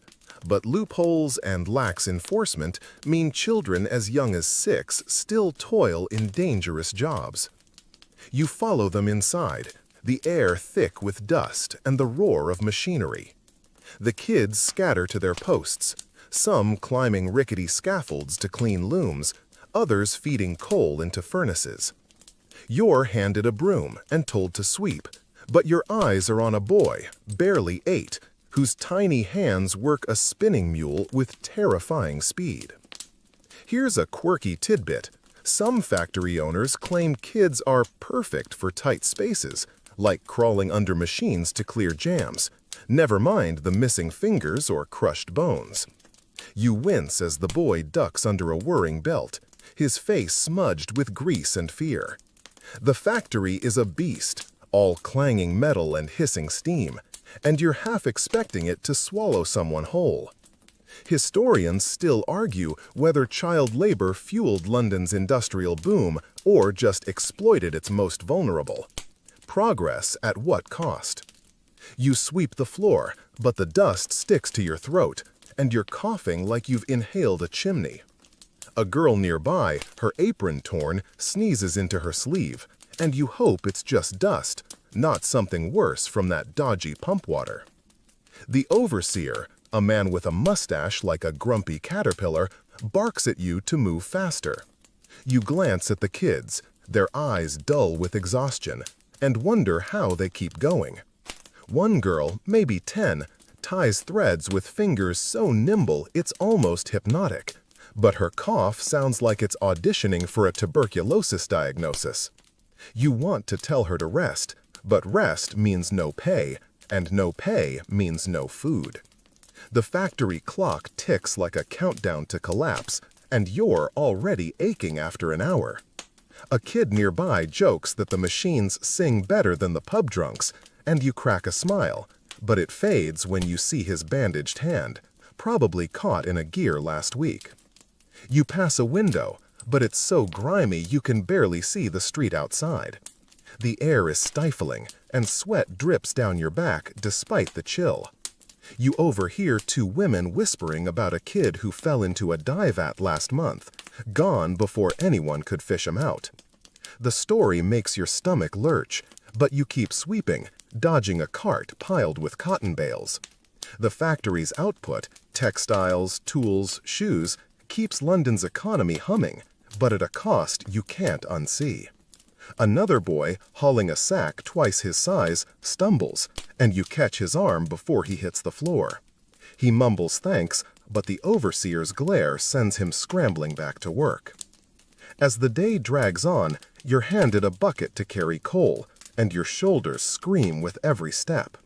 The kids around you move like ghosts, their childhoods traded for pennies.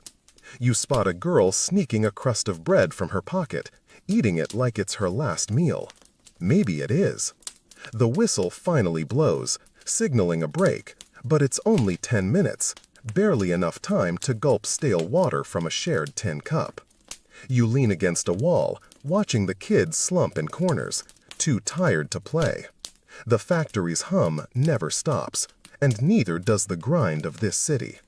You're free to leave, unlike these kids, but the weight of their lives sticks to you as you step back into the crowded streets. You're back on Victorian London streets, the factory's clamor still ringing in your ears as you step into a world swallowed by fog. The air is so thick you can barely see 10 feet ahead, a soupy mix of coal smoke and river mist that clings to your skin like a bad decision. This is the infamous London particular, a pea soup fog so dense it's practically a character in this city's story. By the 1880s, industrial pollution has turned London's air into a toxic haze. Mainstream science links it to thousands of respiratory deaths yearly, though no one's counting the coughs you're choking back right now. You pull your scarf over your mouth, but it's about as useful as a paper umbrella in a storm. The fog smells like burnt coal and regret, and every breath feels like you're inhaling a chimney's diary. Here's a quirky tidbit. Some Londoners swear wearing a vinegar-soaked rag around their neck wards off the fog's bad airs. Spoiler, it just makes you smell like a pickled onion. You're tempted to try it, if only to distract from the grit coating your tongue. The streets are eerily quiet, the fog muffling the usual chaos of hawkers and hooves. You squint, barely making out a gas lamp's faint glow, and nearly trip over a kid selling matches, his tiny voice cutting through the haze like a sad song.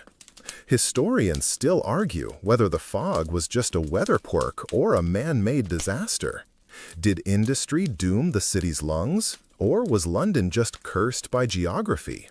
You shuffle forward, your boots slipping on the slick cobblestones.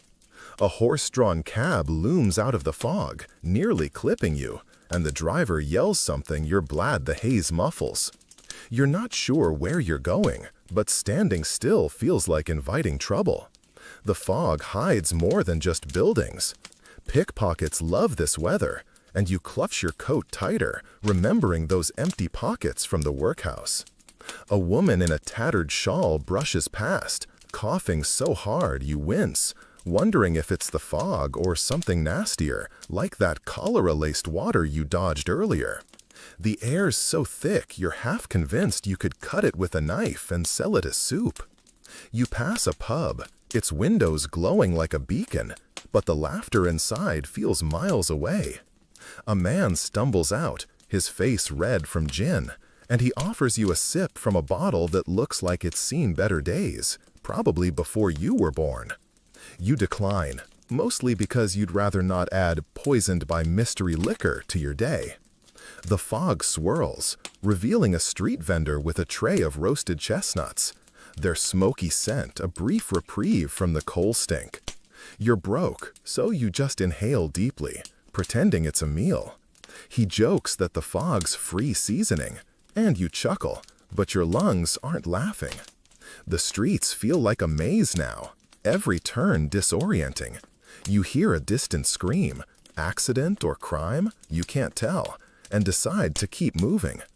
The fog's so bad that omnibuses have stopped running, and you see a crowd of stranded workers huddling under a shop awning, their faces pale as ghosts. One mutters about a friend who never came home in a fog like this, lost to a riverbank or a thief's blade. You pull your coat closer, the damp seeping into your bones.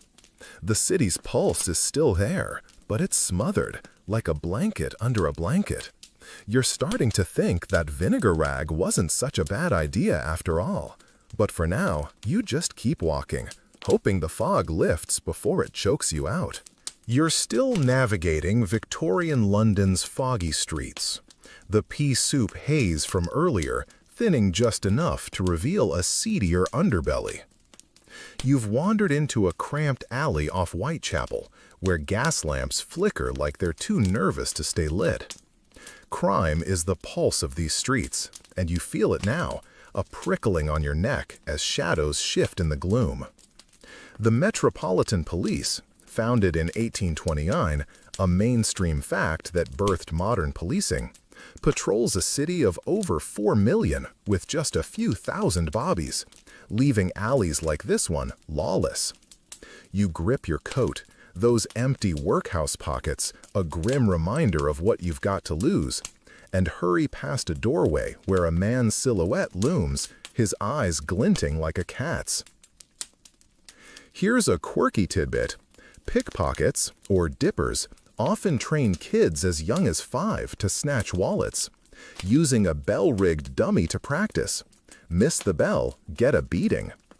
You spot a boy, barely tall enough to reach your waist, weaving through the crowd, his fingers darting like minnows. You pat your pockets, relieved they're still empty, but your heart skips when he flashes a grin sharper than a razor. Historians still argue whether crime surged from poverty's desperation or the police's inability to keep up. Were the streets chaotic because of empty bellies or overstretched bobbies? You're not sure, but the knife-scarred wall beside you suggests it's a bit of both. Another quirky fact for good measure. Some thieves smear treacle on their hands to slip out of handcuffs, a sticky trick that's about as reliable as your chances of staying safe here. You dodge a man hawking protection for a penny, his grin missing teeth like a broken piano. Safer than a Bobby's whistle, he jokes, but you're not buying. His knuckles look like they've punched more than just air. The alley narrows, the air thick with damp brick and the sour tang of spilled gin. A woman in a tattered bonnet hisses about a stolen scarf for sale, her bruised cheek telling a story she won't. You wave her off, nearly tripping over a stray dog gnawing a bone. Please, let it just be a bone. A Bobby's whistle shrieks nearby, and you freeze, pulse racing. It's just a drunk being dragged off, his slurred curses fading into the fog, but the sound reminds you how fragile safety is. You pass a pub, its windows glowing like a false promise, where a brawl spills onto the cobblestones, broken bottles sparkling like grim confetti. A newsboy shouts about a murder in Spitalfields, another unfortunate woman found in an alley, and the crowd buzzes with morbid curiosity. You skirt around, avoiding a man who bumps you, his sorry as convincing as a three-legged horse. You feel his hand graze your coat, but your pockets are still empty. Score one for poverty, you think wryly. You reach a wider street, but the crowds offer no comfort. A street performer strums a banjo, joking that his tune scares off cutthroats better than a Bobby's truncheon. You smirk, but the laughter dies when you notice a garroter's rope dangling from a lamppost, a grim warning left by someone with a point to prove. The city's a predator, and you're just trying not to be prey. You pass a costermonger's cart, its owner yelling about fresh apples that look like they've been through a cholera outbreak. Every shadow feels like a threat, every stranger a potential thief. You're getting used to the paranoia, and that's the scariest part. You keep moving, eyes sharp, the alley's dangers lingering like the fog, but at least you've made it out, for now. You've just slipped out of that crime-ridden alley, the echo of the Bobby's whistles still tingling your nerves, and now you're back in the churn of Victorian London streets. The fog's lifted a bit, but the air's still heavy, and you're noticing something new, the sheer misery of where people live. You're standing in front of a sagging tenement, its brick walls stained black from coal smoke, windows patched with rags. Housing in the 1880s is a nightmare for most. Overcrowding is so bad that entire families cram into single rooms, a mainstream fact backed by reports like those from the 1885 Royal Commission on the Housing of the Working Classes, which exposed the slum's squalor. You step inside and the smell hits you. Damp wood, unwashed bodies, and a whiff of something you hope isn't coming from the shared privy out back. Here's a quirky tidbit. Some tenants keep pigs in their rooms, thinking it's practical for food scraps, until the landlord catches wind and the pig becomes tomorrow's bacon. You dodge a pile of questionable refuse on the stairs and climb to a room where 8 people are packed like sardines. A mother huddles with 3 kids on a straw mattress, while an old man coughs in the corner, his breath rattling like a broken window pane. The walls are so thin, you hear the neighbors arguing about who stole whose turnip. Historians still argue whether these slums were a failure of government policy or just the inevitable fallout of a booming city, neglect or necessity. You're not sure, but the damp seeping into your boots suggests the answer isn't pretty. The room's lit by a single candle, its flicker casting shadows that make the cracks in the ceiling look like a map to nowhere. You're offered a corner to sit, but the floor's sticky, and you're pretty sure that's not just spilled tea.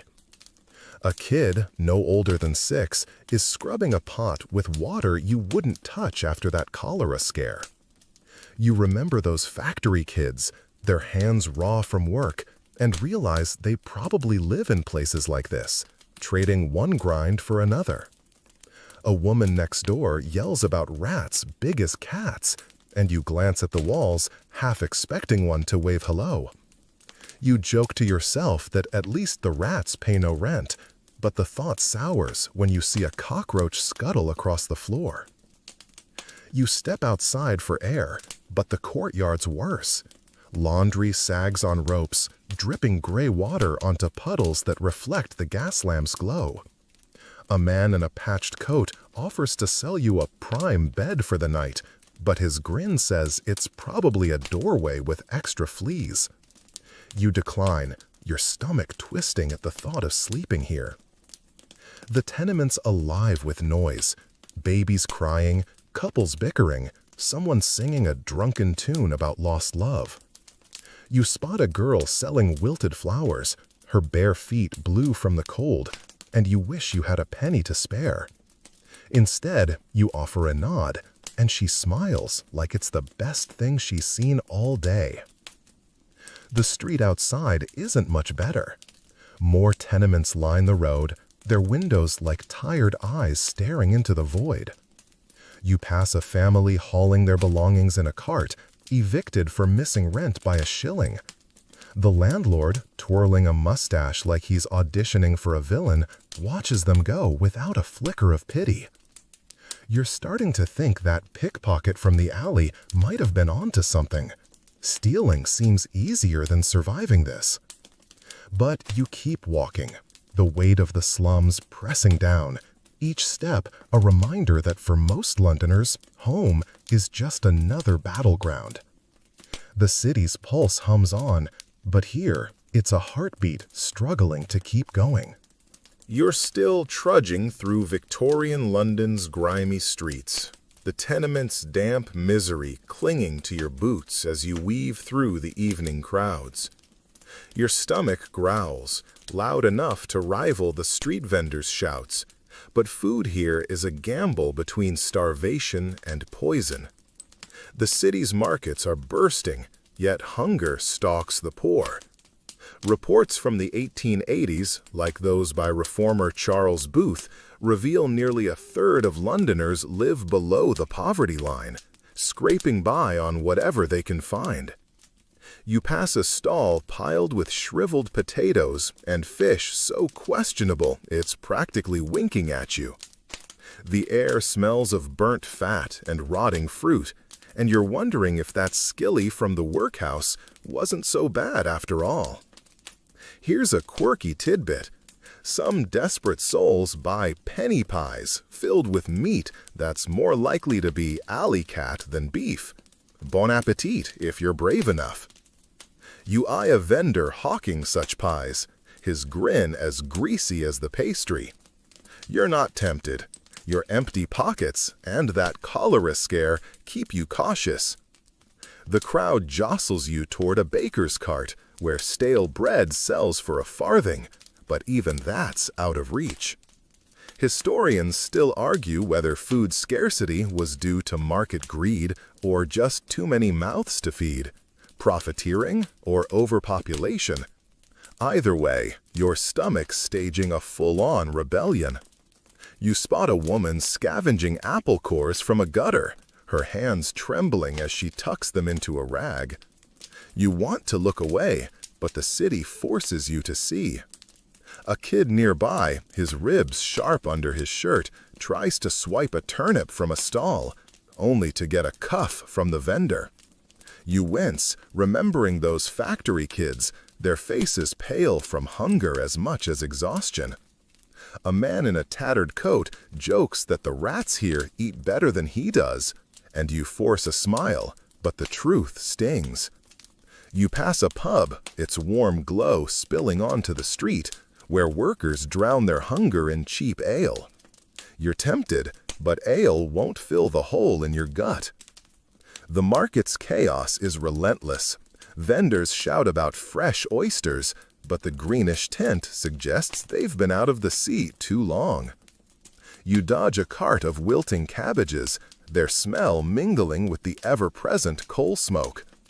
A woman offers you a bowl of soup from a steaming pot, but it looks like the Thames cousin, and you politely decline. She shrugs, muttering about picky eaters, and you almost laugh. Picky's not the word when survival's on the line. You spot a costermonger tossing bruised apples into a pile for the poor, and a crowd scrambles like it's gold. You're too slow, and a boy snags the last one, grinning like he's won a lottery. The street narrows, and you're pressed against a wall as a horse cart rumbles by, its driver cursing at a beggar blocking the way. You notice a chalkboard sign, "No credit, no food." The city's hunger is a beast, and you're feeling its claws. A girl selling chestnuts sings a tune about hot nuts, warm hearts, and you wish you could buy some, if only for her smile. Instead, you keep moving, the market's noise fading behind you. Your stomach's still complaining, but you're learning fast. Here, hunger's just another neighbor, always knocking. The city's lights flicker, and you wonder how anyone finds enough to eat without losing their soul to these streets. You're still weaving through Victorian London's relentless streets.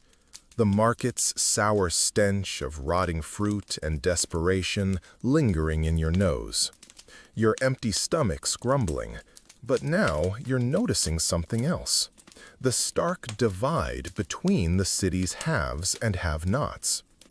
The 1880s see London as the glittering heart of the British Empire.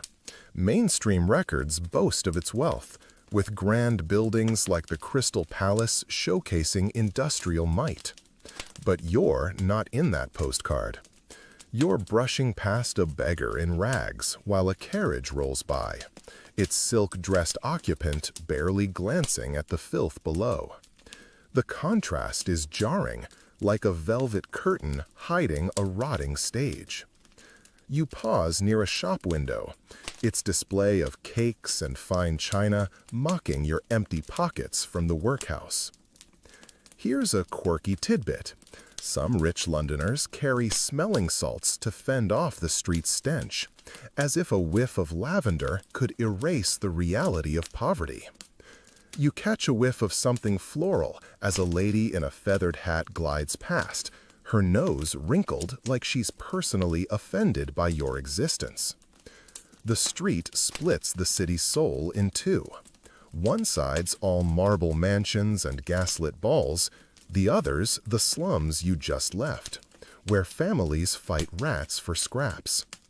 Historians still argue whether this divide was a natural byproduct of empire or a deliberate squeeze by the elite, progress or exploitation. You're leaning toward the latter as you dodge a splash of mud from that carriage's wheels.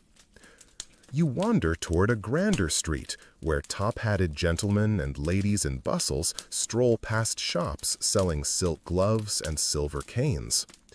The air here smells of perfume and money, but it's no less crowded. A street sweeper, his broom worn to a nub, clears horse dung for pennies, while a banker in a tailored coat tosses him a glance like he's part of the pavement. You're tempted to yell, "Nice priorities, mate," but you're too tired, and besides, your voice would drown in the clatter of omnibuses. A kid selling newspapers shouts about a society gala, and you wonder if they know about the kids in factories, their hands scarred for a shilling a week. You pass a charity stall where a woman in a pristine dress hands out bread to deserving poor, her smile as stiff as her corset. You're not sure if you qualify, your coat's more holes than fabric, but you're too proud to beg. A man nearby jokes that the rich throw crumbs to feel holy, and you smirk, but the truth bites.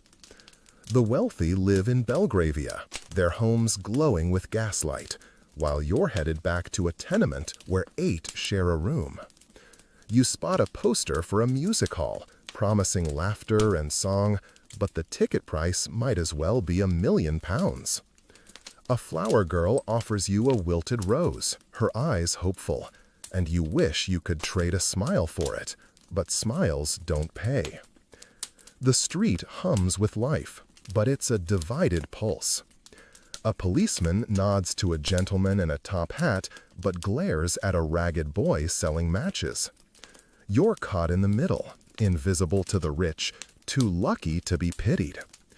You joke to yourself that maybe you should try those smelling salts, might make the city's stench bearable.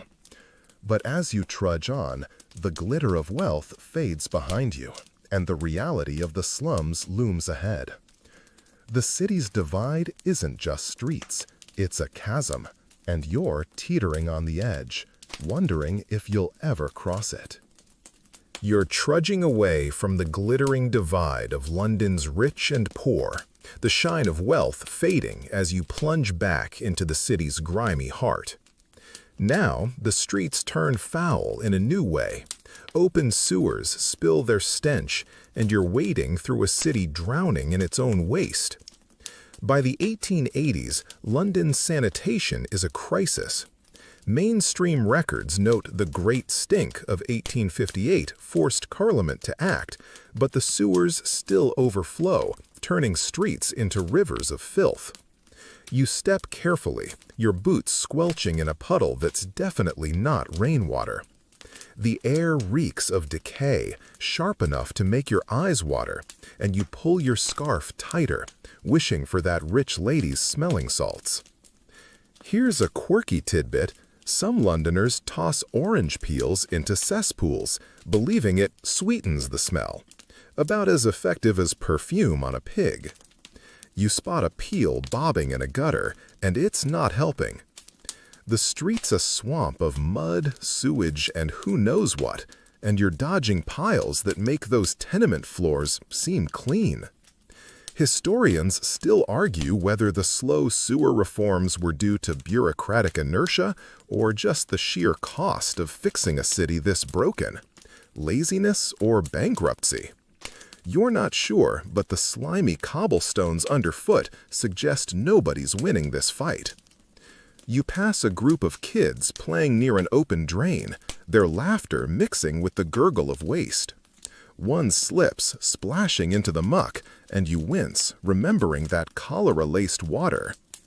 A woman hauling laundry mutters about the stink being worse than her husband's socks, and you crack a smile, but it fades when you see the greenish stream flowing past her bare feet.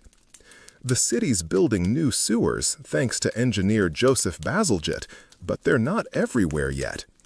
You spot a man with a cart, scooping sludge to sell as fertilizer.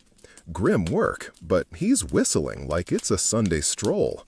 You're tempted to ask if he's got a spare nose plug.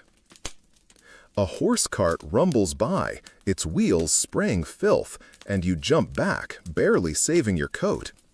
The driver yells an apology, or maybe a curse. It's hard to tell over the stench.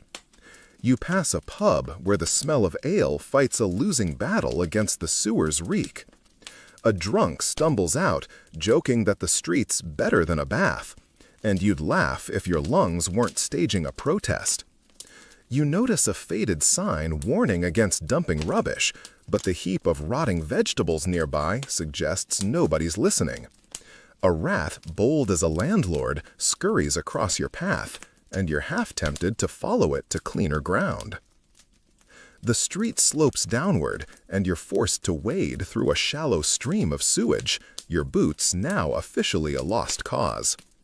You spot a woman selling clean water from a barrel, but after that pump scare, you're not falling for it. The city's pulse feels sluggish here, choked by its own waste. A newsboy shouts about a new sewer tax, and the crowd grumbles. Nobody wants to pay for pipes they can't see. You keep moving, the stench clinging to you like a bad memory. The gas lamps flicker, casting light on the glistening streets, and you're starting to think survival in London means holding your breath and hoping for a miracle. You're still slogging through Victorian London's reeking streets, the sewer stench trailing you like an unwanted guest. The air shifts now, carrying the sharp bite of gin as you pass a rickety gin shop, its sign swinging in the damp breeze. Gin is the city's cheap escape, and in the 1880s, it's drowning more lives than the Thames. Mainstream records estimate over 20,000 gin shops and illegal dram houses fuel addiction across London. You step inside, the room dim and sticky, filled with bleary-eyed workers and women in faded shawls. The barman pours a glass of Mother's Ruin, its fumes strong enough to strip paint. You hesitate, remembering that cholera-tainted water. But here, gin's safer than the pumps, and that's a grim kind of math. Here's a quirky tidbit.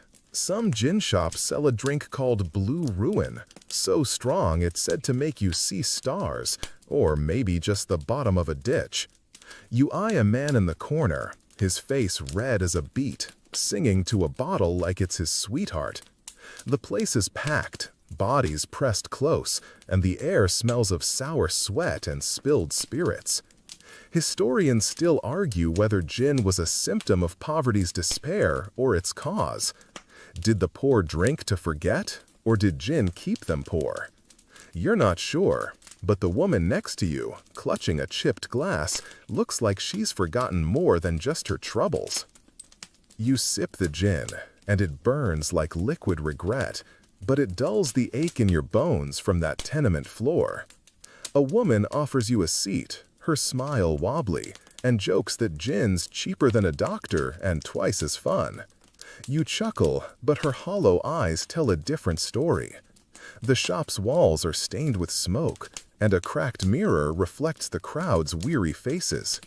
You overhear talk of gin palaces, fancier joints with brass and glass. But this dive is all splintered wood and broken dreams. A kid, no older than 12, slips in to sell matches, and the barman shoos him out, probably because he's cutting into the gin profits. The noise grows louder. Laughter, arguments, someone sobbing in a corner. You spot a poster warning about drunkard's doom, but it's half torn, like nobody cares. A man stumbles past, muttering about losing his job to a bender, and you wonder if he'll end up in that workhouse. The gin's cheap, but it comes at a cost. Families starve while parents drink, and the streets outside are littered with those who never made it home. A fiddler in the corner plays a tune so mournful it could make a rat cry, and you toss him a glance, wishing you had a penny to spare. Instead, you finish your drink, the burn a brief distraction from the city's weight. You step back into the street, the gin's warmth fading fast in the chilly air. The shop's glow lingers behind you, but so does the image of that woman's empty stare. You pass another gin cart, its vendor joking that his brew cures all but poverty. You force a smile, but your stomach twists. Gin might numb the pain, but it's just another trap in this city. The cobblestones gleam under gas lamps, and you hear a distant shout, maybe a fight or just another drunk. You keep moving, the taste of gin still sharp on your tongue, wondering if London's drowning in spirits as much as it's choking on sewage. The night's young, but you're already tired of its promises. You're stumbling out of the gin shop, the sharp sting of Blue Ruin still burning your throat as you weave back into Victorian London's grimy streets. The air's no cleaner, but now your head's buzzing, and you're noticing the quack doctors hawking cures for every ailment under the sun. Medicine in the 1880s is a wild gamble. Mainstream advances like Joseph Lister's antiseptic surgery are saving lives in hospitals, but on the streets, you're more likely to find snake oil than salvation. You pause by a cart where a man in a top hat, looking like he's auditioning for a circus, peddles a bottle of miracle elixir that smells like turpentine and despair. You're tempted, if only to wash out the gin's aftertaste, but that cholera scare keeps you wary. Here's a quirky tidbit. Some doctors sell pills made of chalk and sugar, claiming they cure everything from toothache to heartbreak, about as useful as a prayer in a thunderstorm. You dodge the salesman's pitch, his voice booming like he's selling salvation itself. The crowd around him is a mix of desperate and curious, clutching pennies for a cure that'll likely make them sicker. Historians still argue whether these quack remedies were harmless placebos or deadly scams, ignorance or greed. You're leaning toward greed as you spot a woman coughing up a storm, clutching a bottle of lung tonic that's probably just flavored gin. You keep moving, passing a chemist's shop with jars of leeches in the window, their slimy wiggle making your stomach lurch. Leeches are still a go-to for balancing humors, and you're glad nobody's trying to slap one on you. A street vendor offers a fever powder that he swears saved his aunt, but his shifty eyes suggests his aunt's either fictional or very unlucky. You joke to yourself that you'd rather trust that orange peel in the sewer than this guy's powder. The street's alive with shouts of cure-alls and tonics, but you're not buying. Literally, since your pockets are still empty from that workhouse stint. A woman in a tattered shawl stops you, begging for a penny to buy medicine for her kid. You want to help, but you're broke, and her hollow eyes mirror the gin shop's despair. You point her to a free dispensary you heard about, but it's miles away, and her cough sounds like it's racing against time. The city's medical reality is brutal. Hospitals are for the lucky few, while the poor rely on quacks or nothing. You pass a man selling electric belts to restore vigor, and a bystander jokes it's just a belt with extra lies. You smirk, but the laughter fades when you see a boy, pale as ash, limping past with a bandage that's more dirt than cloth. The street darkens as clouds roll in, and you're dodging more carts, their owners promising health in a bottle. One claims his syrup cures the London cough from that pea soup fog, but you're not convinced. Your throat's still scratchy from it. The city's pulse feels feverish now. It's people chasing cures that don't exist, while real doctors are out of reach. You spot a poster for a magnetic healer, and you roll your eyes. Magnets might attract coins, but they won't fix a broken city. You keep walking, the quack's shouts fading, but the weight of London's desperation clings to you like damp air. Survival here means dodging more than thieves. It's about outsmarting the very cures that promise to save you. You're still trudging through Victorian London's chaotic streets. The quack doctor's shouts fading as you dodge another splash of filth from the sewers. Now, the clatter of hooves and wheels drowns out the hawkers, and you're caught in the mayhem of the city's transport. Horse-drawn omnibuses and cabs choke the roads. Mainstream records from the 1880s estimate over 50,000 horses power London's transport, leaving streets buried in mud and manure. You're trying to cross a bustling road, but it's like stepping into a stampede. A handsome cab nearly clips you, its driver cursing as you stumble back onto the curb, your boots caked in a mix of mud and something you're pretending isn't horse dung. Here's a quirky tidbit. Some cabbies